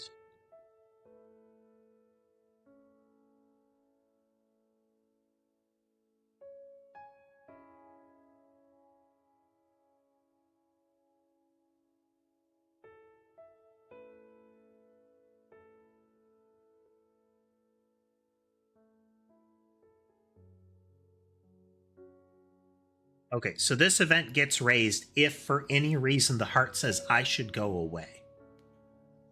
This is going to be effectively temporary health. Once it's gone, it's gone.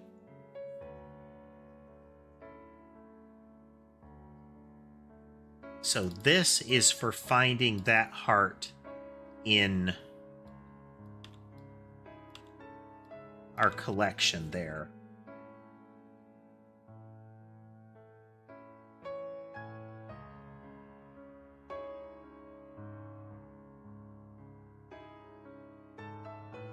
Not 100% fond of this pattern, but I think we can still make it work.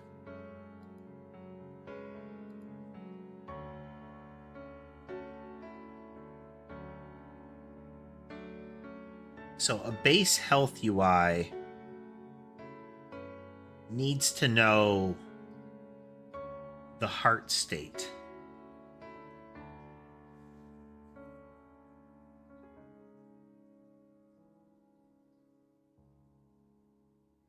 Needs to know what textures to show. Base health UI doesn't care about anything other than what textures to show. What is the list? So we could give it a list of textures and it would then populate in the cells accordingly.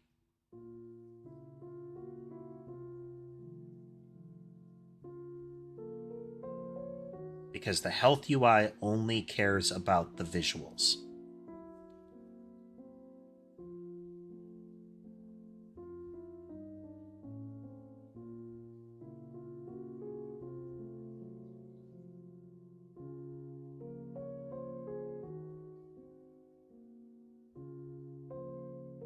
And right now it's very dependent on information about the player state. We could have it query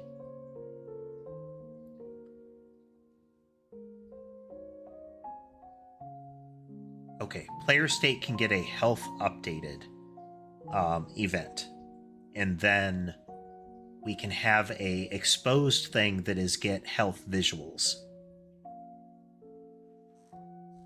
But that presupposes what the base health UI is. Like, it has to know that it would get hearts.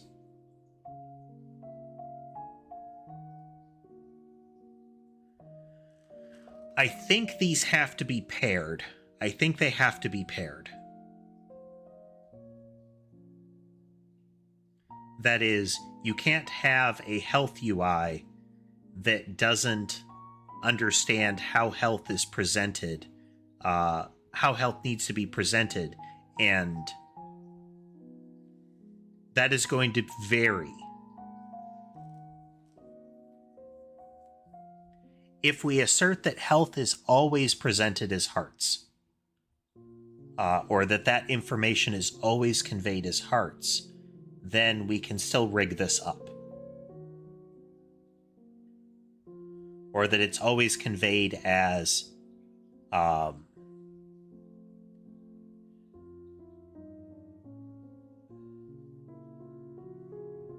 because health UI could ignore the hearts UI.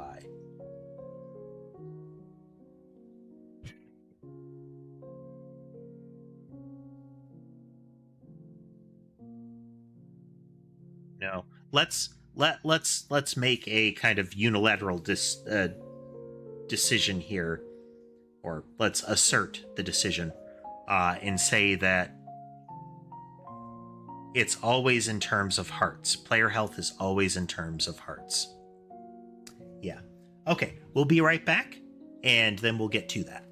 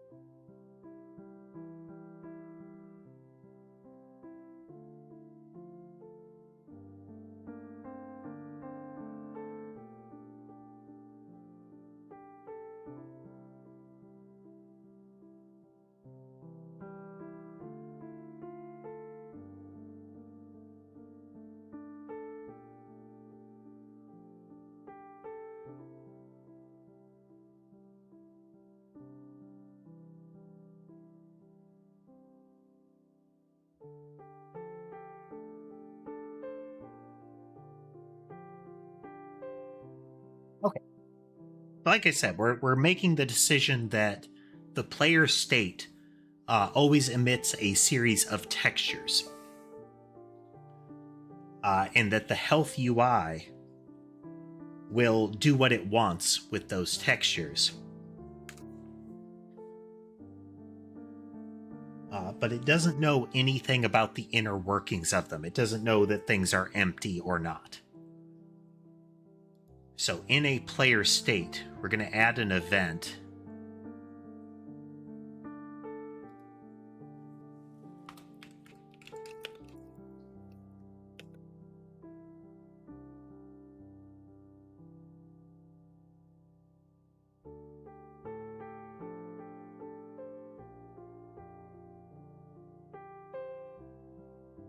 Give a list of texture wrapper.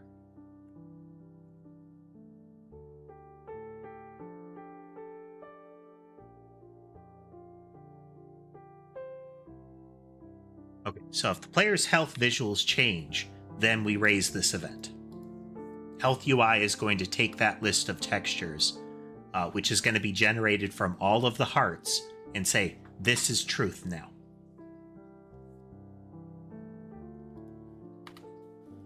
Public event.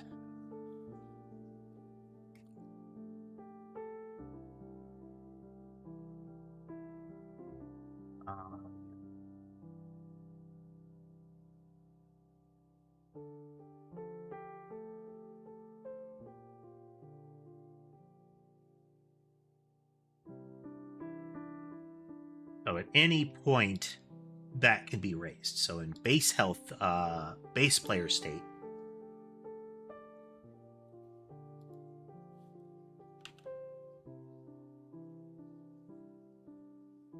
could just handle health change right in here.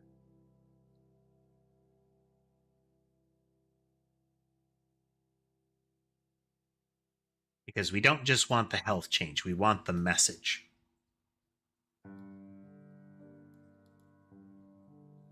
So we are going to change that to be the entity in the game message.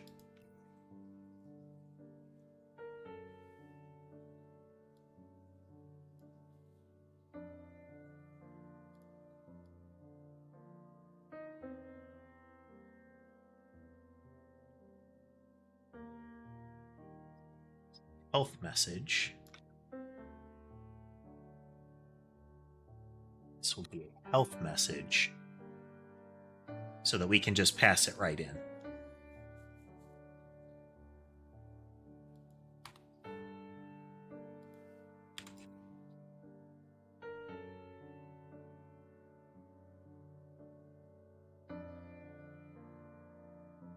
This is if message dot change is greater than 0,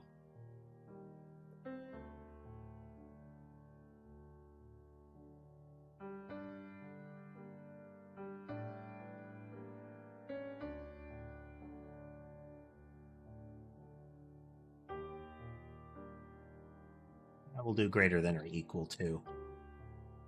Actually, no, let's do less than 0. If it's 0, we're not going to send the message.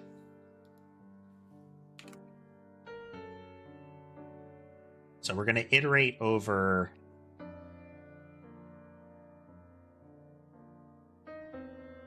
in hearts.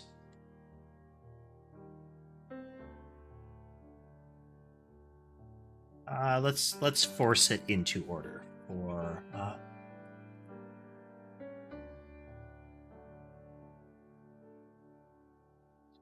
so this is a positive change, so front to back.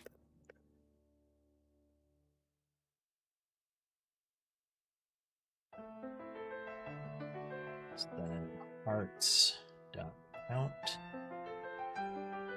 plus plus I plus plus.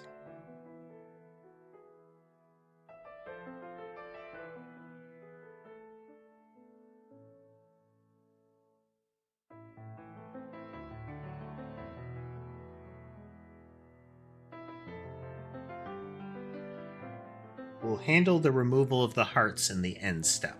We'll queue them up to be removed, because it's possible that upon doing this, we're going to cause hearts to be removed.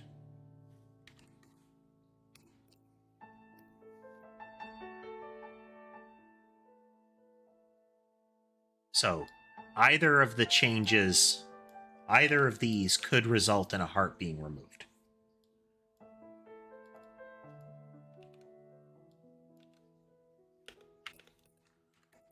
I is greater than or equal to 0.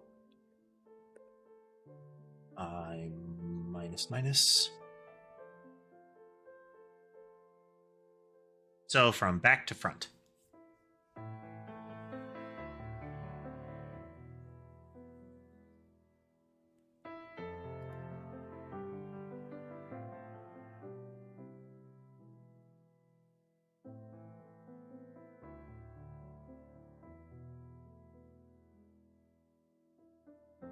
Did list of hearts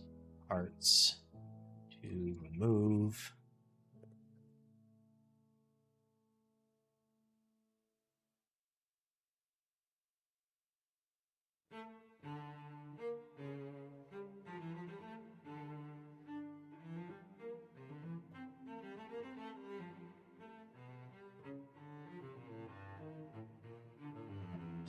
Heart in hearts to remove.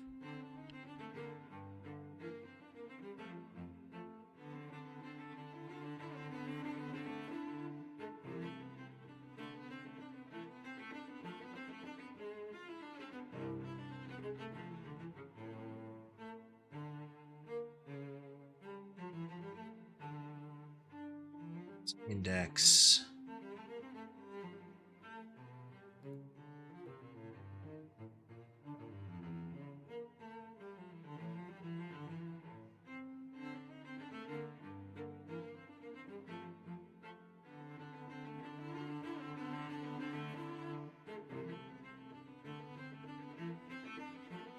We could iterate over it.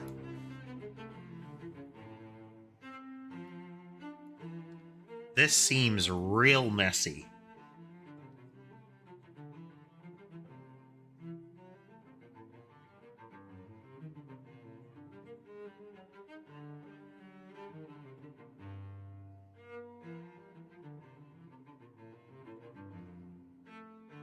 Seems real messy.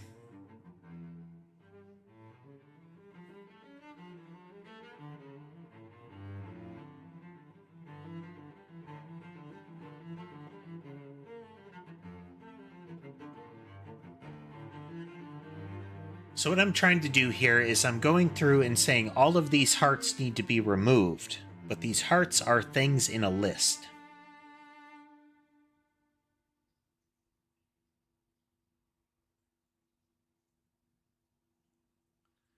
We can't do it by index. We could have a secondary dictionary of them.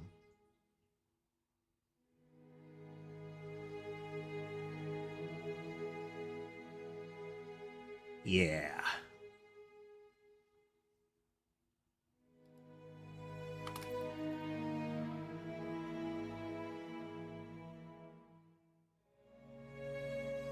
No, that won't work. That still leads us to the problem of the index changing.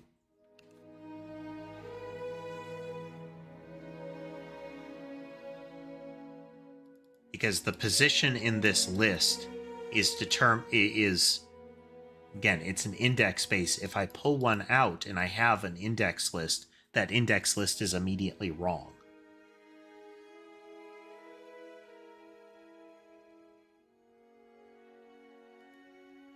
So I think we have to iterate over them.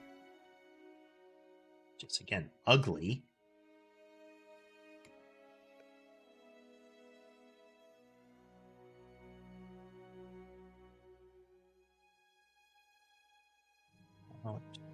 This one is greater than or equal to 0. Minus minus. Back to front. I don't know if it's if a list is treated as an array, then it's cheaper to do back to front. So if I find it at the end, removing it is free, more or less.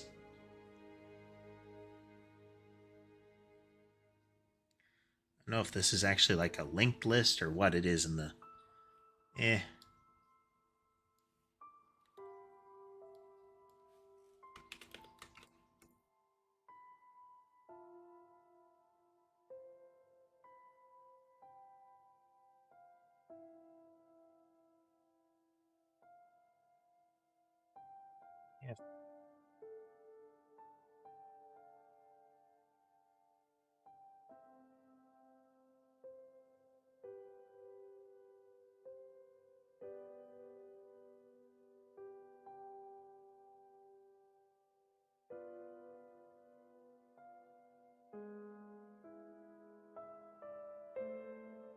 What is the... let me check that up.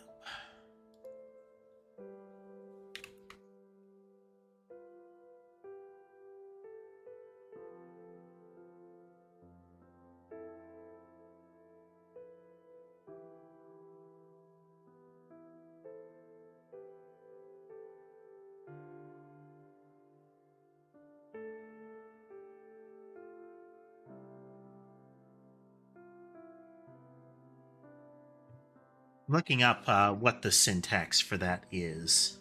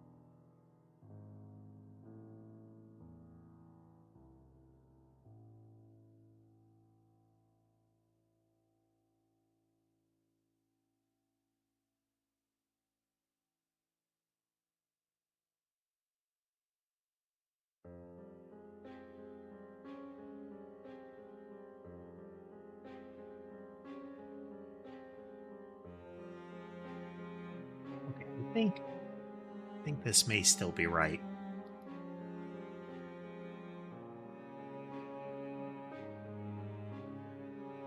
Should be this reference is still equal to this reference.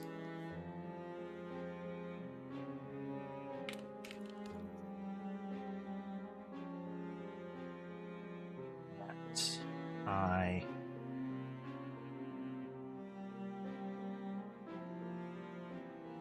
will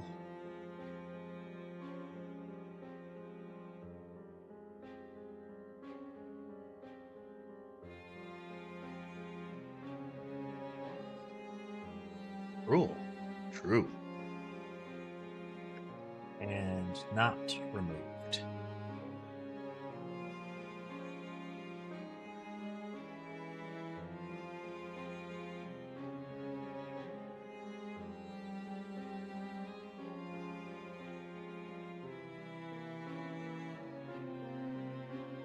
Okay, so we go through each one of these.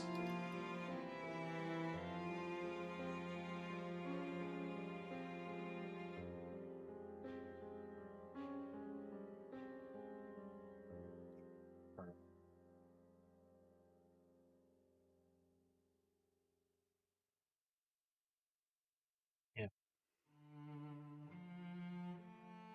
remove that count is greater than 0, then we'll do this.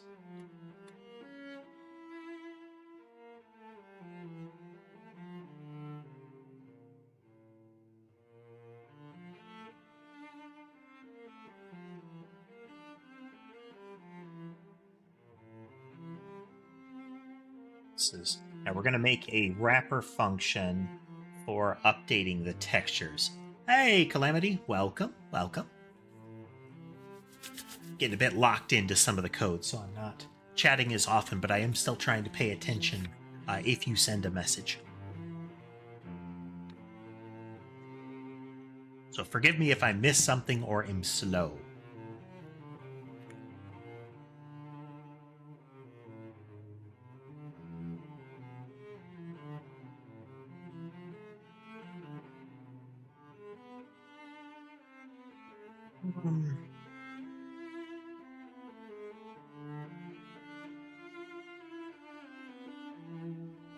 Remove hearts. We will have to have an add hearts function.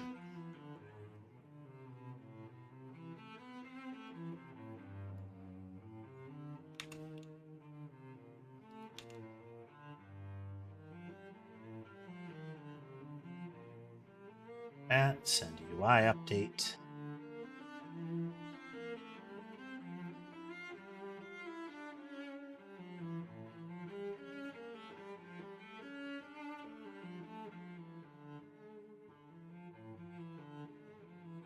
So this can trigger a UI update. That's okay.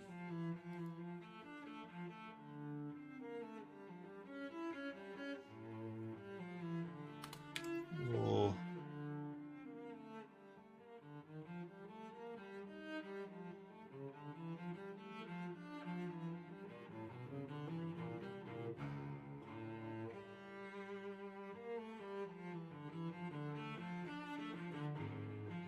a for loop over all the hearts.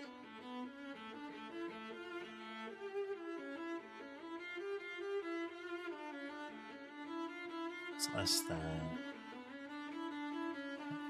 count and all empty. It's plus. So until this gets set to false.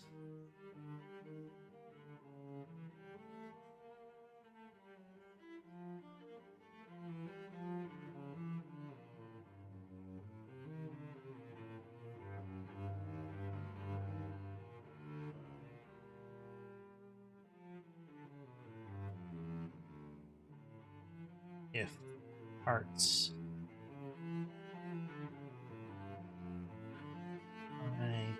is empty. If not that, all empty is false.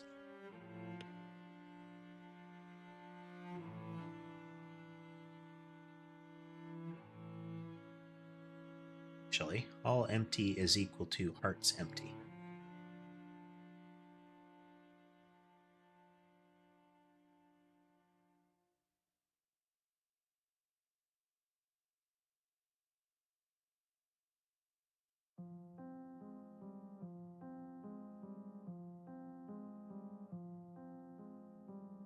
No.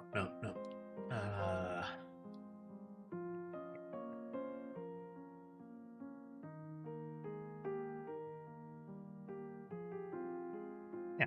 If it's empty, then heart's empty. If it's false, all empty becomes false, and that breaks that condition.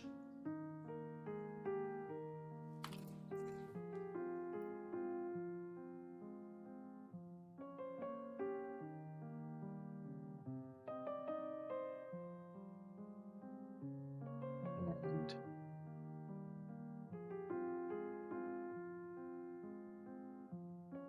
get an alive false.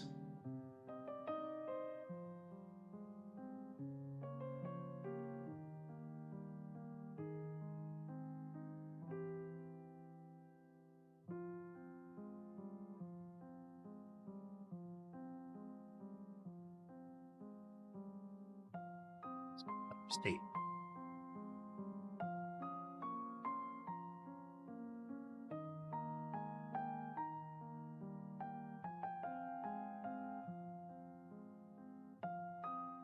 We can raise player died.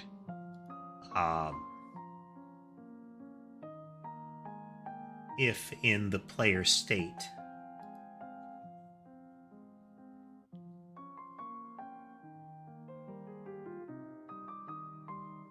If in the end step we determine that alive is false,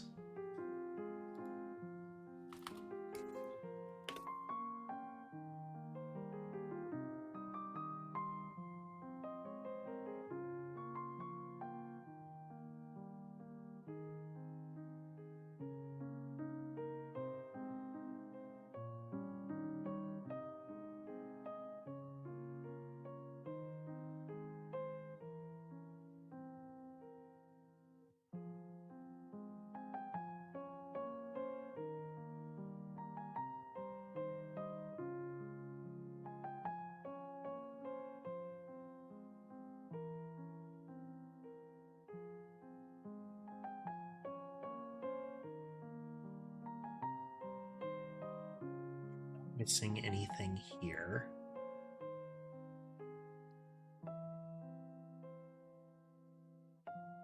Catalog constants is one that I'm going to need to hunt for all of the stuff in it to make sure that I'm not using it anymore.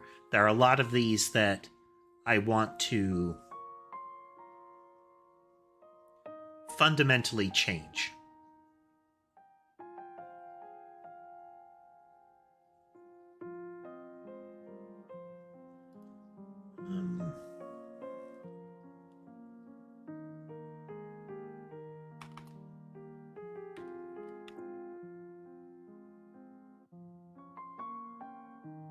Not live if message is end.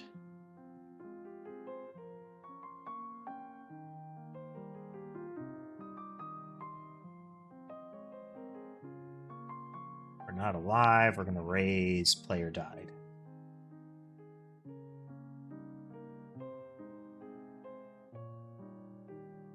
This would require a subsequent end step message.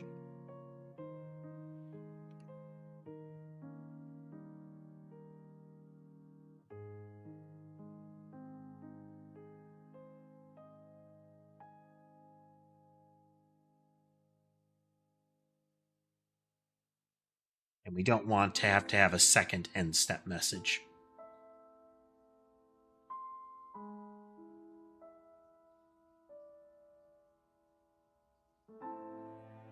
So we can return not alive here and say if the entity has received a message,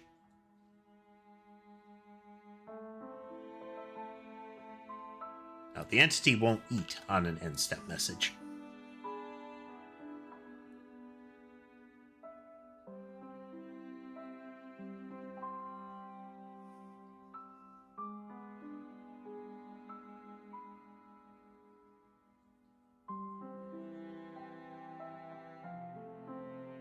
Health change.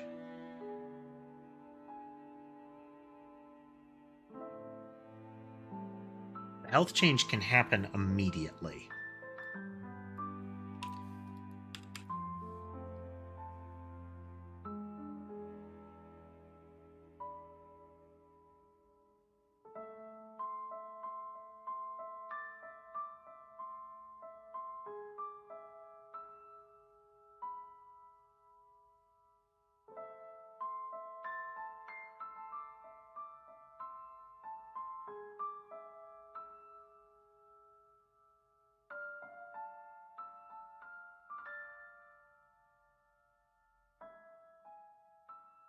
This is if for any reason hearts are being removed.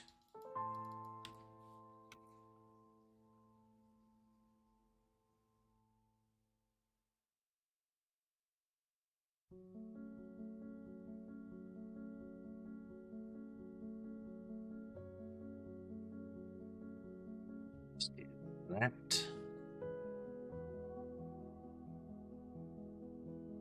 So this is the handle health change. If the health changes, then this is the case. In the end step message, we're going to try to remove hearts.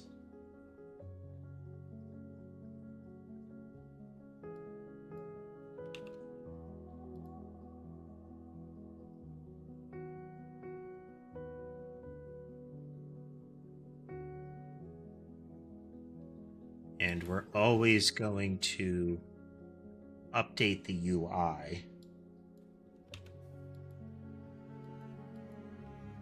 here.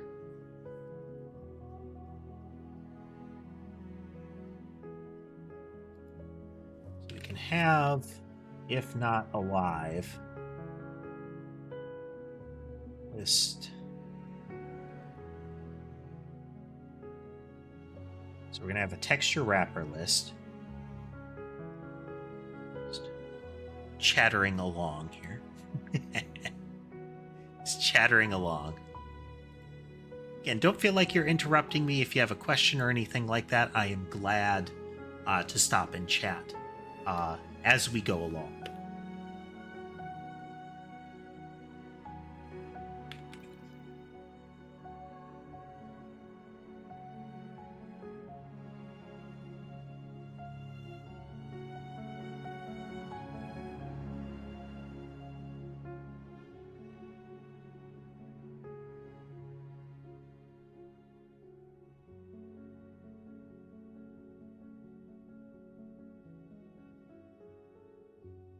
Actually do the UI update at the end step here.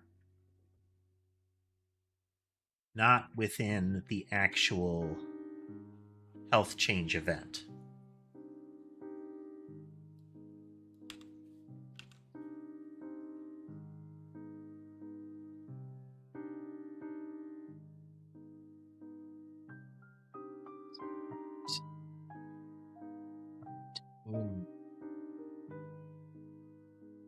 Hearts.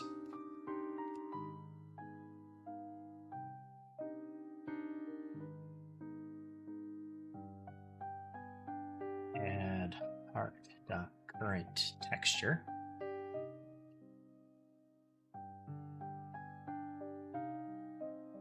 We need to raise this. A player health visuals changed.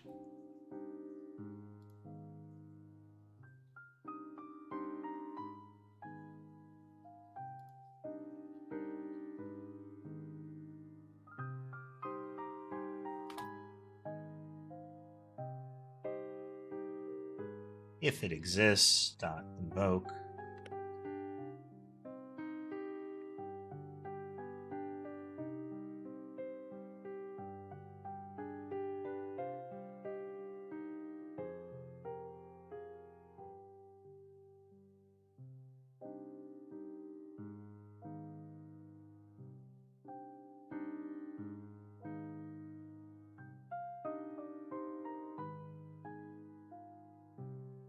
Thank you, Vellum. I appreciate it. There you go. That's the full one.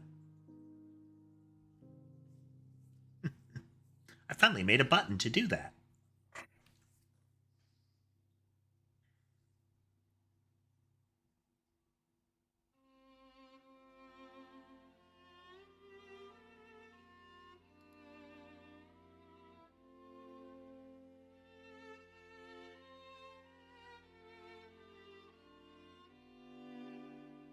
Okay, we need a raise for that.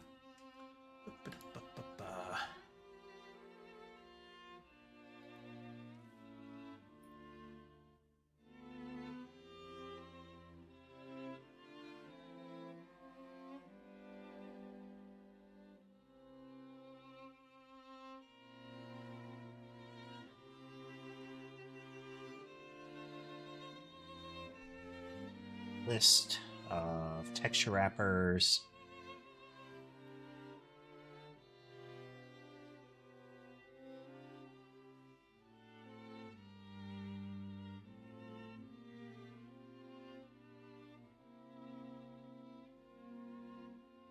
And this will just be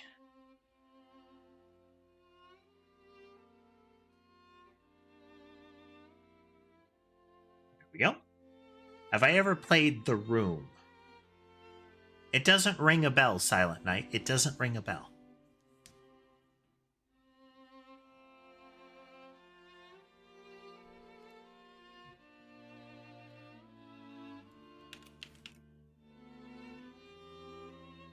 There we go.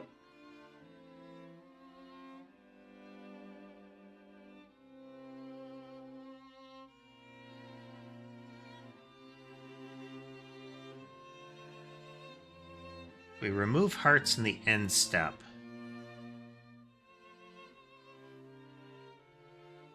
Let's add a flag for that.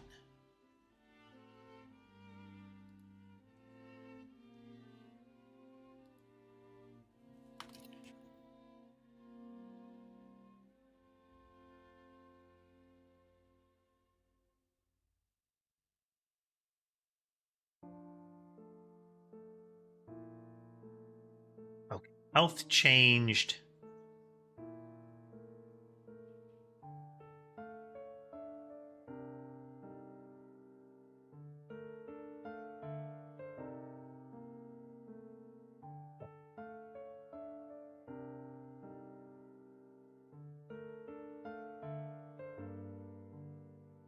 Message dot change. It's not equal 0.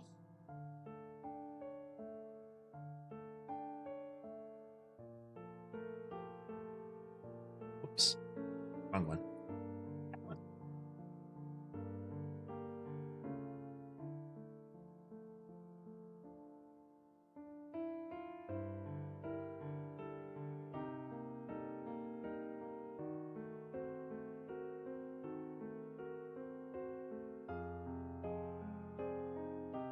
There we go.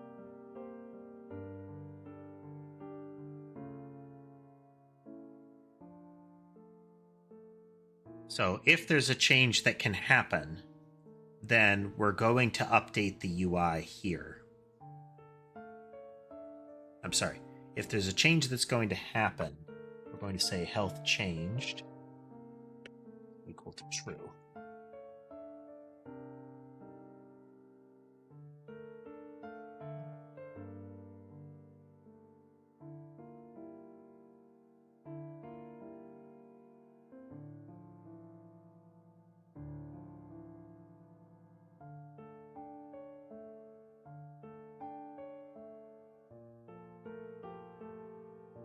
So the UI needs updating if the health changes or we remove hearts.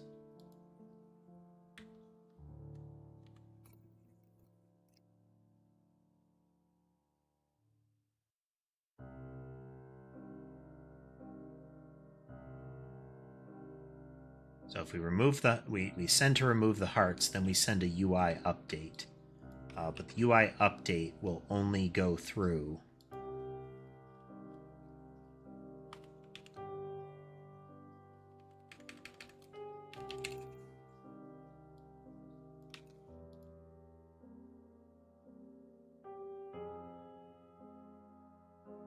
so we do an if here.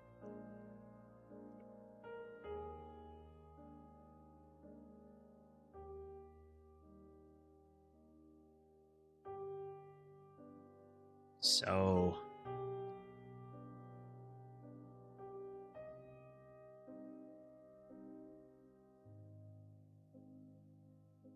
okay, no matter what, if we try to update it, we're going to set it to false. And we're always going to try to update in the end step. Okay.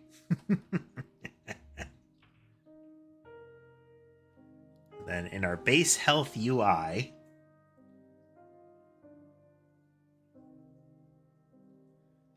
currently we're iterating here, but that's not what we really want to do. Get rid of you. And let's see. Services dot player state dot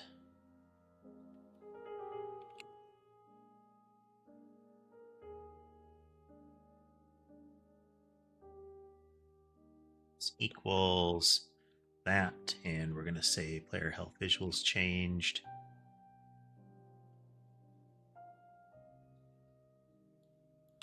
I call it health visuals changed because in player state I'm going to do that and say it's health visuals changed. And we're going to do that.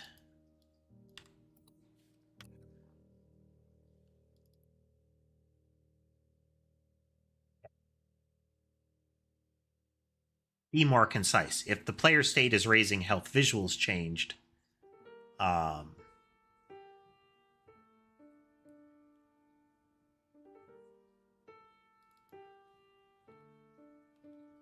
if we're getting health visuals changed, that means the player's health visuals have changed. Now, I might need to add player into this, but we'll cross that bridge when we get there.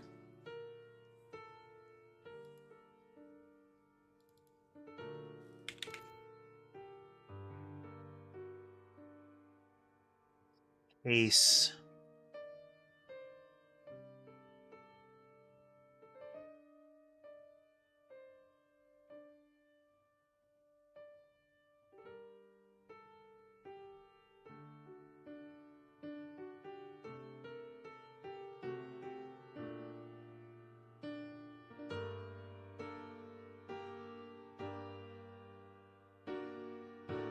Okay, when we are up, right now we're dealing with the update method. And I don't really want the update method to be the one that actually updates the player health, because that's only going to happen when the health visuals change. So I can move most of this in here.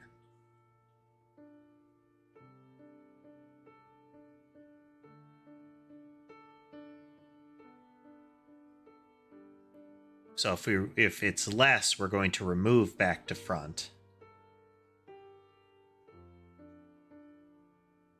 Yeah. Okay.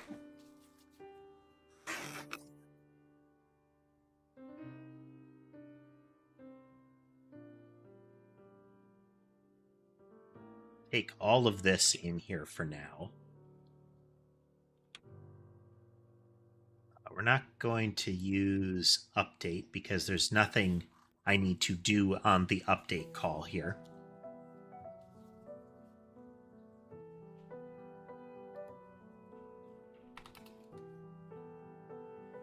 So this is if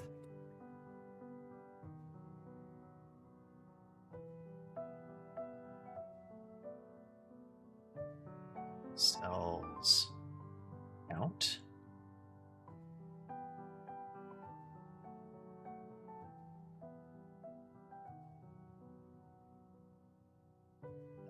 have a else if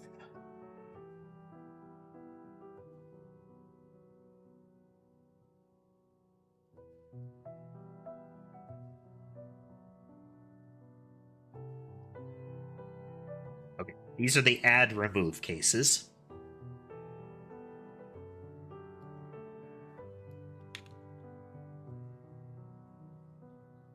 So this is, there should be more textures added. This is, it should be textures removed.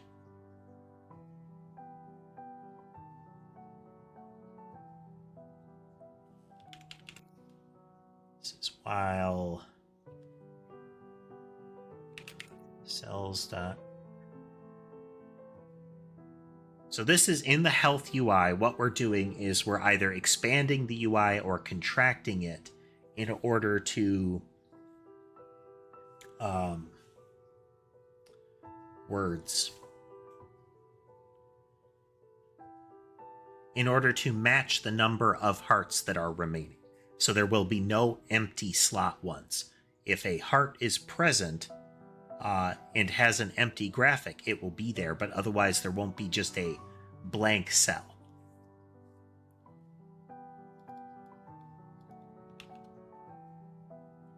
Let's do if cells.count is greater than textures.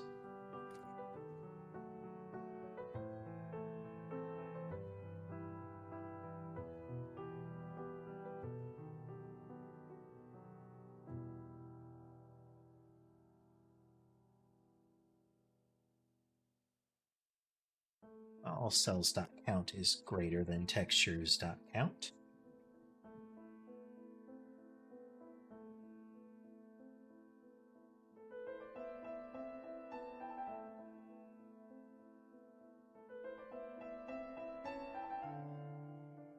Probably remove at that I want. Cells.count -1. Is there a better method I can use?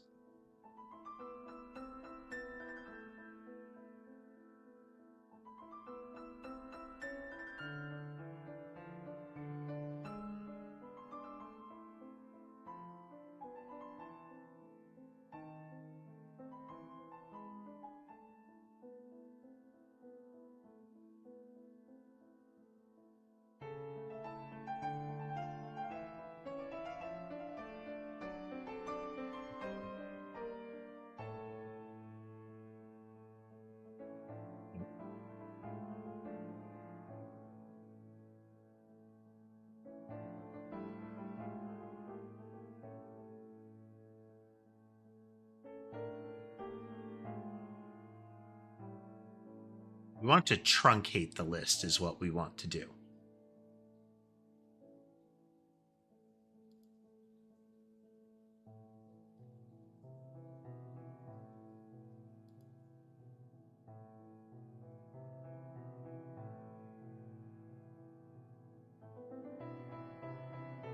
Okay, so we're going to remove range.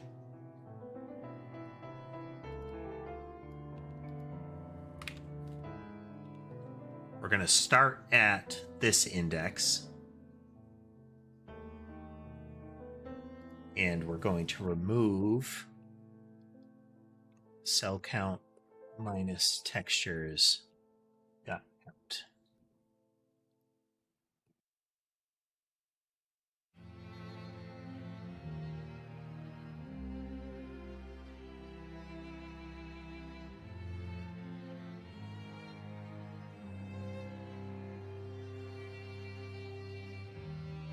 But we can't just do this. We actually can't just do this. We need to do it this way.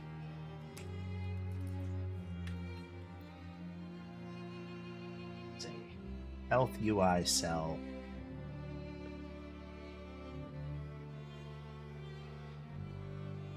Equal to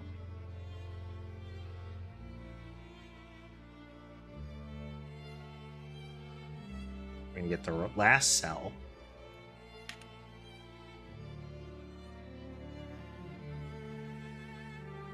Then we have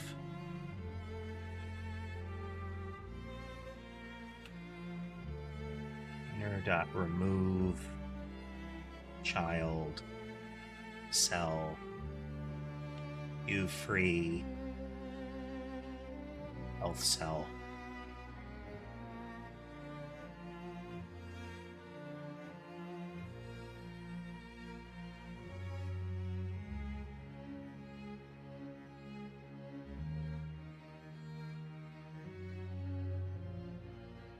Okay, no, it's node.queueFree.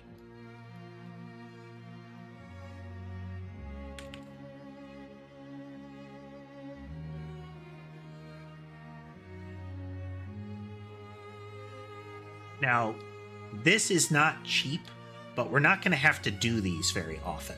This only happens when the health, like, the total amount of health changes.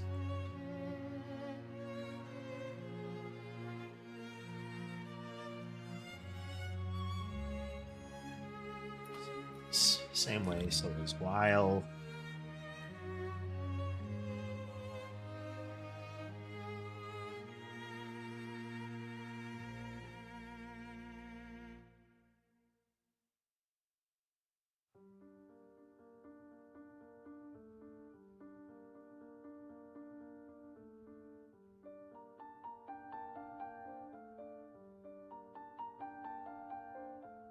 it's just that.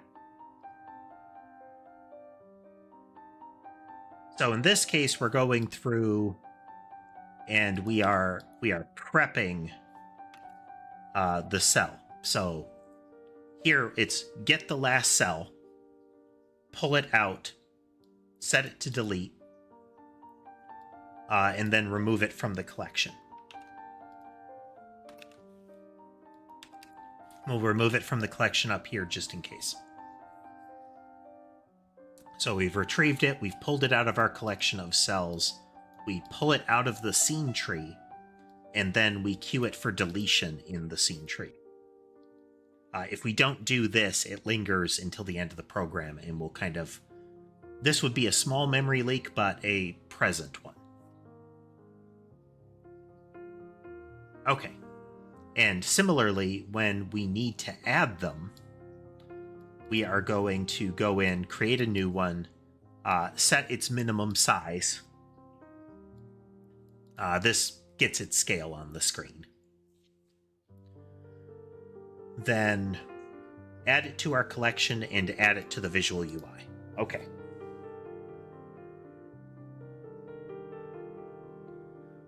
Then...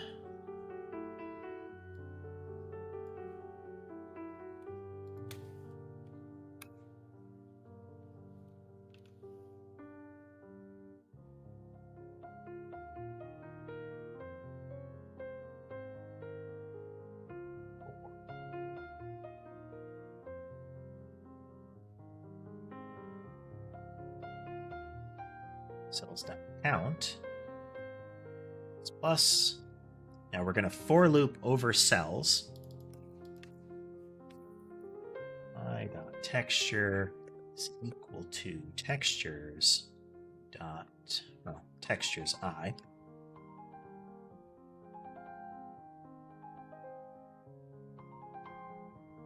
Dot texture. There.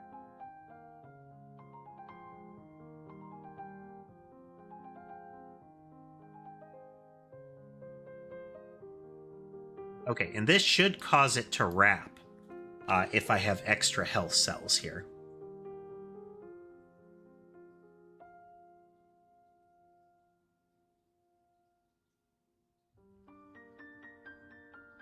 Now, we could make it so that cell count only gets bigger, that we never have to remove them.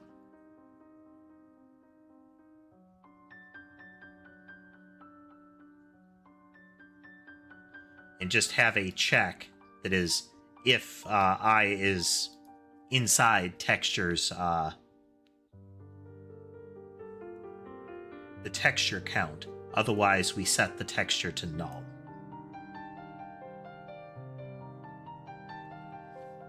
Yeah.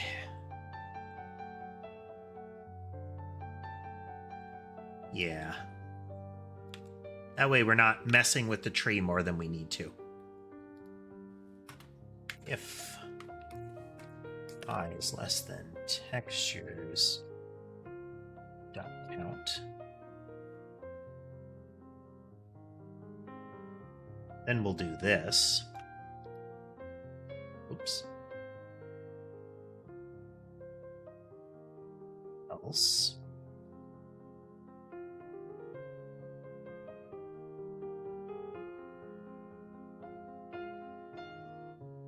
We'll see if this actually functions. All right, does this actually work? We've been doing a lot of changes. Okay, we have no health UI. Let's put a break in our...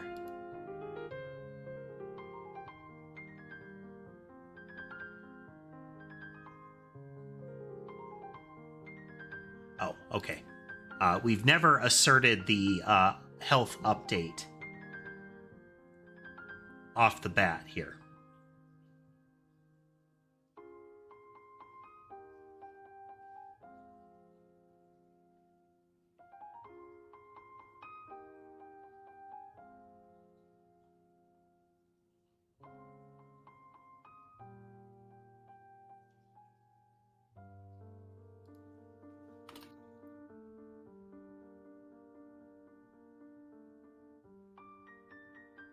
This is UI needs updating is equal to true. Let's see, because the first end step should result in the UI appearing. There we go. Let's get hit. Okay, it immediately broke down.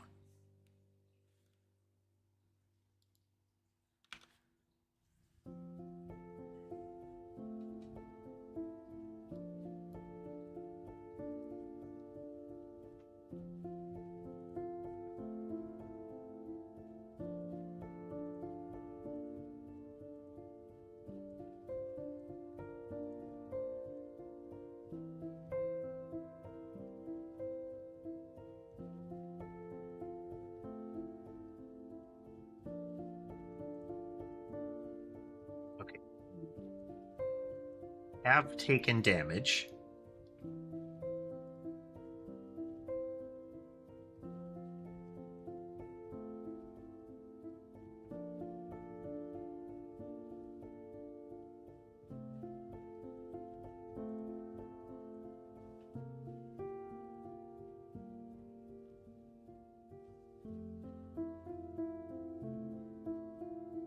I'm gonna run to here.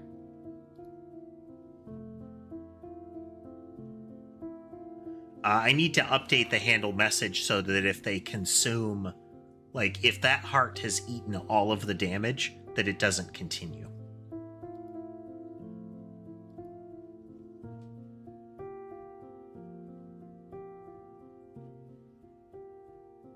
So all empty is currently true. The first heart should not be empty.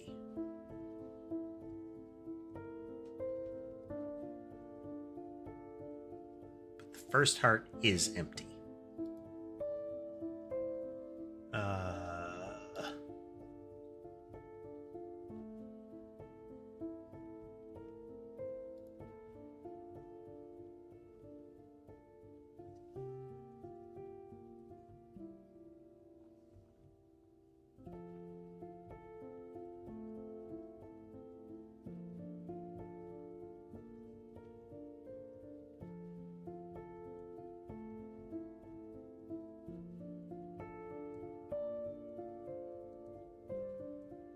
That's why. That's why, because they're not eating the message.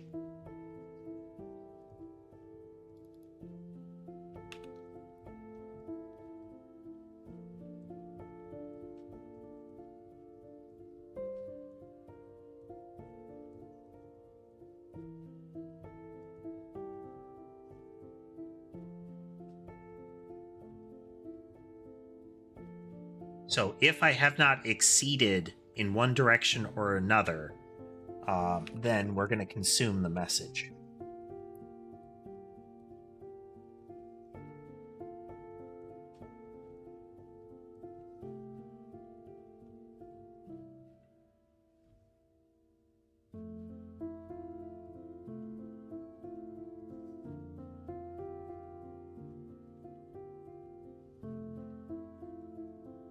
Let's see if that works. That doesn't quite sound right, but it will save us some time in the calculation in an event.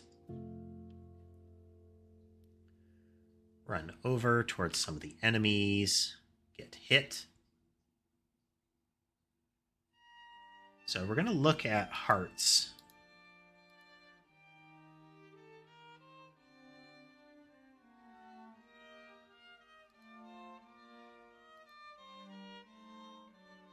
Is empty is false, okay?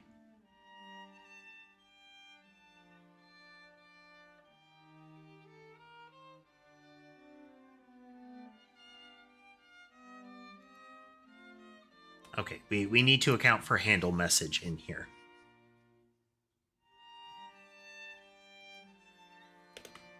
And not...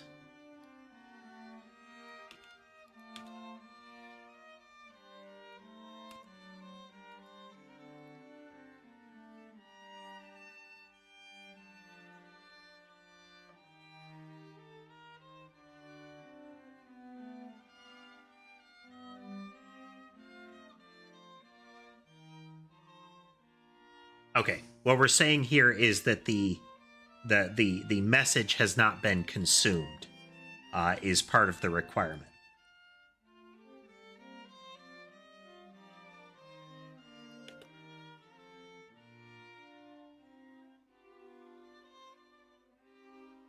And we're only checking that message if we're within range of it. That is, only if I is greater than or equal to 0 will we run this check. In this case, only if I is less than the count will we run this check.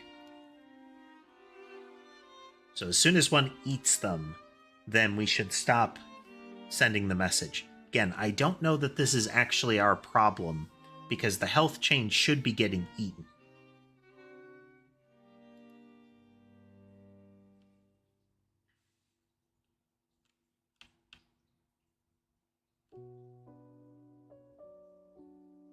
Oh, there we go.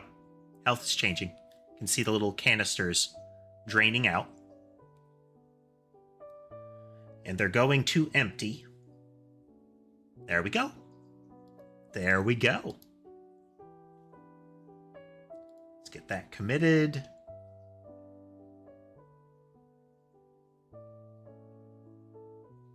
Let's see. I'm going to add those.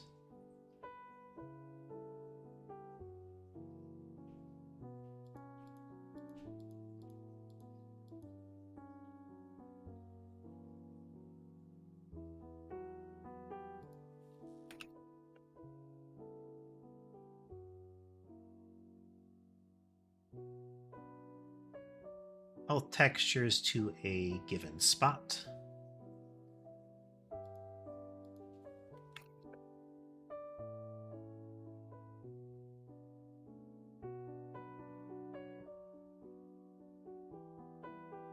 Those.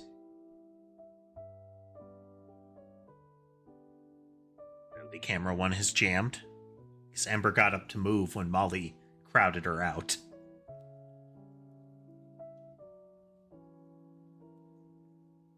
Ember. Yeah.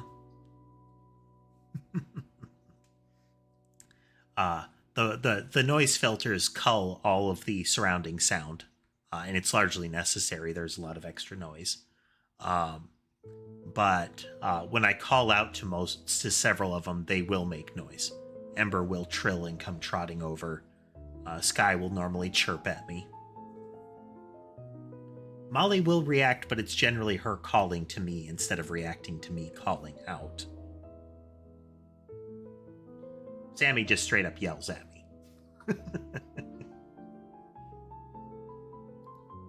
Okay, so now we have the idea of a basic heart. What if we have a heart that takes 2 damage? So let's build that into the base heart. So if we say health left is equal to 2, and we go down here and say if it's 2, it's full. If it's greater than or equal to 1, it is well,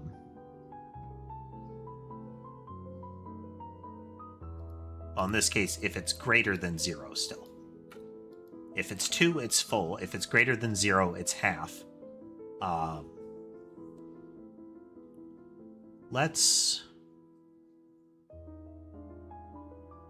We'll need to get the UI in there, but now it's going to take multiple hits for the player to go down here. I have doubled their effective health.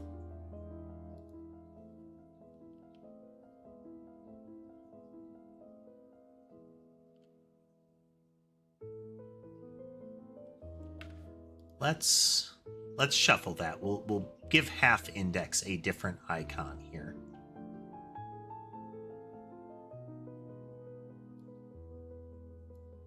We're doing that in our player health UI.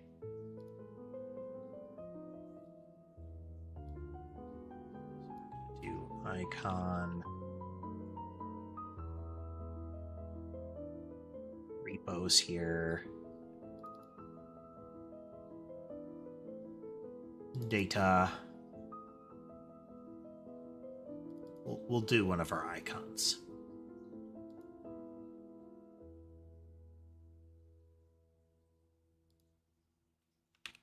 We'll do the explosion icon.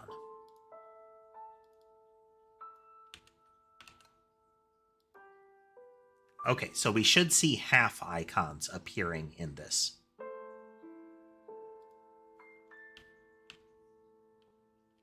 They'll look like this one. Yep.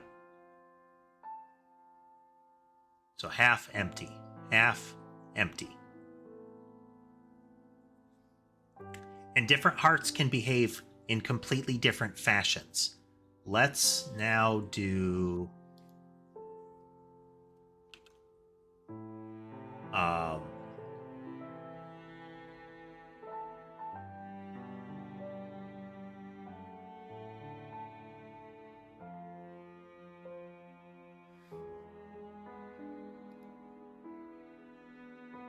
don't know that this is going to play nice, but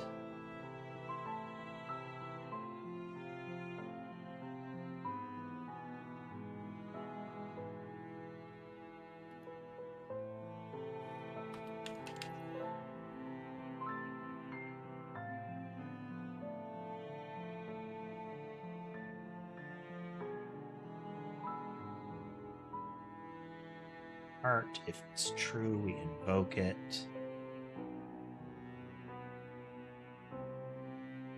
We need to do that in heart. We have raise, remove heart.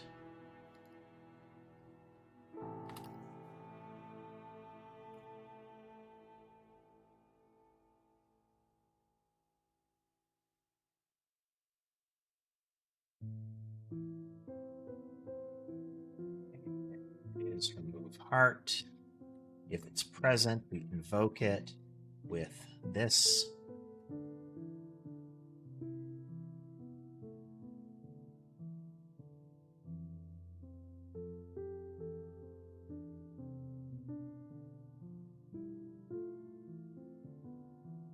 Okay, so when the heart gets hit, if it empties out, we're going to make it go away.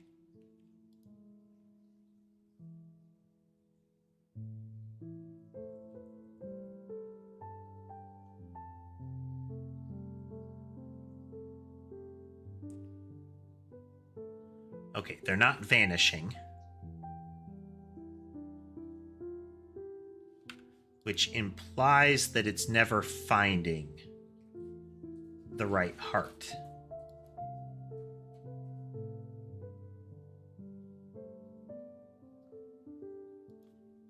Okay, let's run that again. We're going to put a break in there.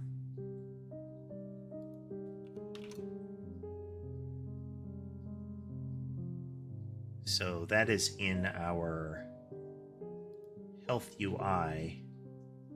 No, it's in our player state.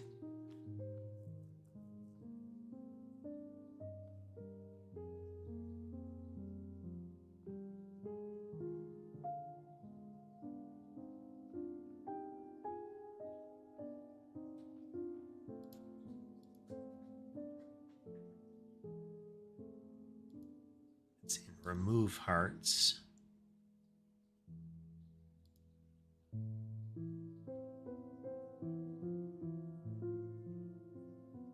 Oh.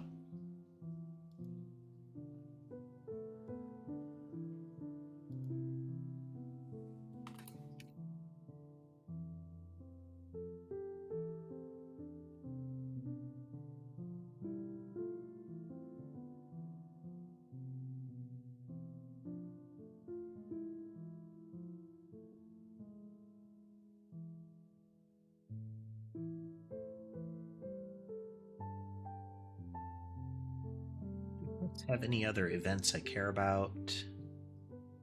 Heart texture changed. Because it could receive other messages.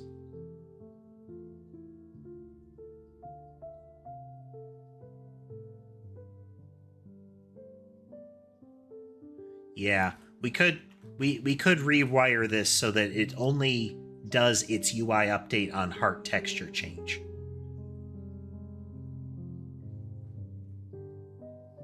During the end step.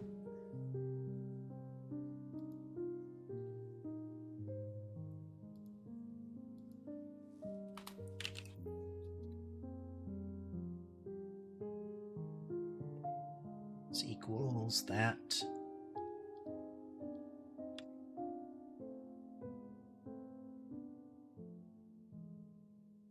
Okay. It says UI needs updating is equal to true. And we no longer need to put UI needs updating anywhere else.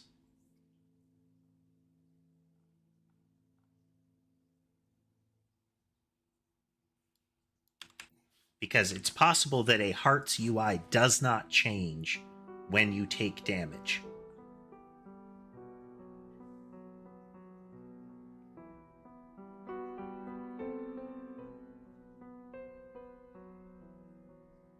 Okay, and then when we're removing hearts,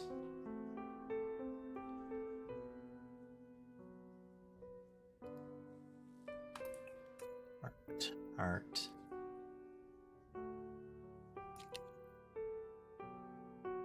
heart to remove is equal to heart's I, and we're going to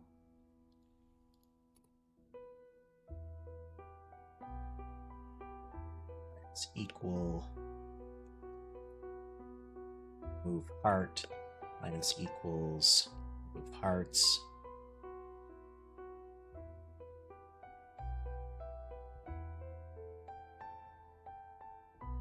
Heart. To remove texture, heart texture changed minus equals heart texture changed. We are unbinding the event here. Make sure this all works. And then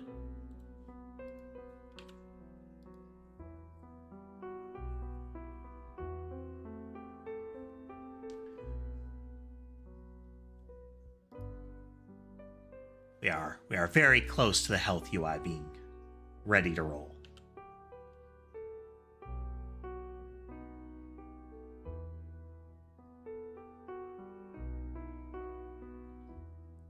Okay, we're not getting the intermediates.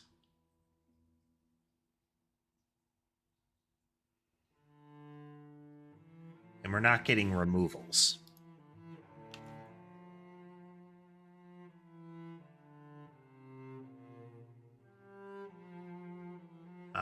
That's because we didn't do anything with them.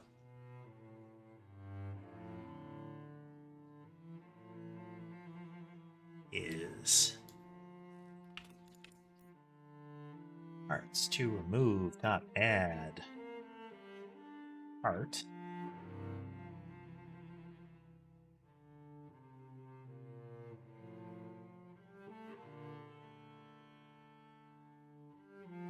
UI needs updating in the base heart.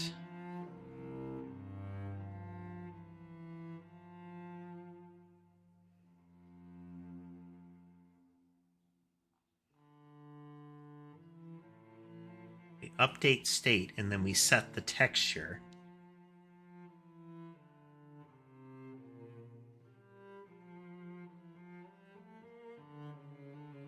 And updating current texture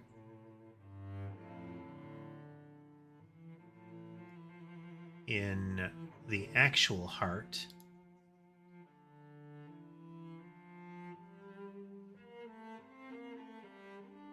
should result in a raise event here. So in our base player state, we're going to look at two things. We're going to look at our remove heart message, and we're going to look at our texture changed message here.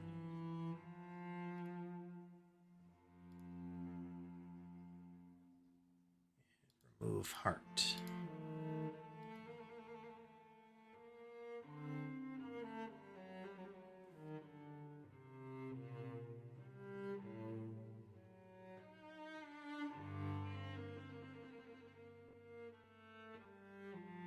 One, 2, 3, 4, 5, 6, 7, 8, 9, and 10.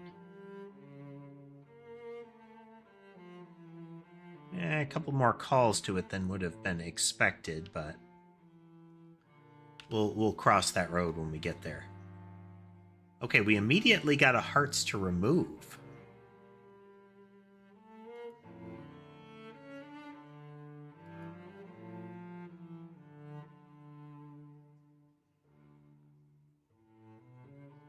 Is unexpected.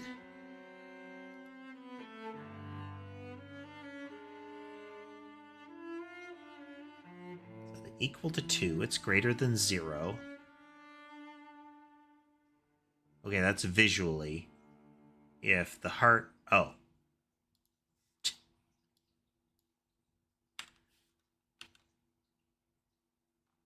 It's not where we put it.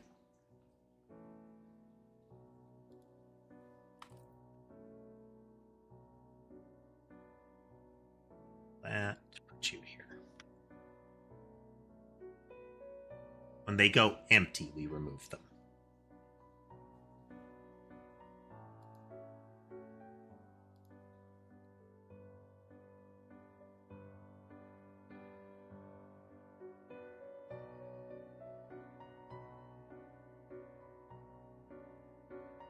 Okay, we have a hearts to remove added. Okay, now the icons are going away. See in the upper left, once a heart is gone, it's gone for good. Which means if a healing event came through, it would not affect any of those prior hearts. They're gone. Yay! All right, let's save that. Let's get it committed real quick here.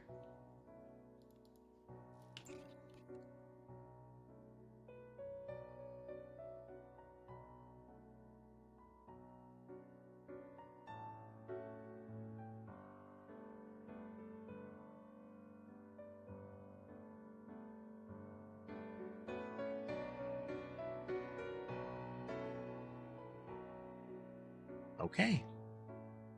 Okay. We made some progress today. So we finished up revising the behavior flow. It's much, much more simple now. It is pretty much entirely left to right, but the gates can do a variety of things now.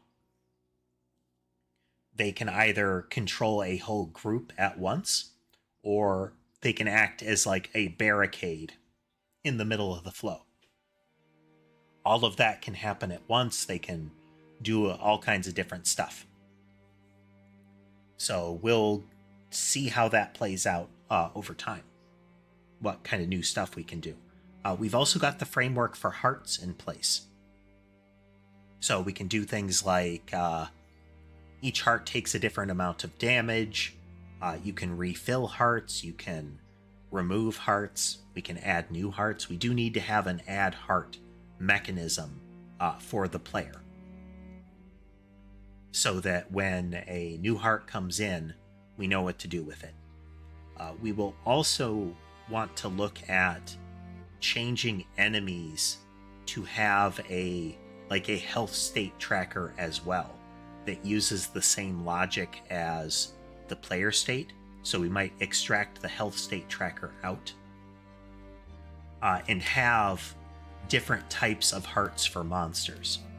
So the monster might just have a monster heart that is kind of like its current health collision logic,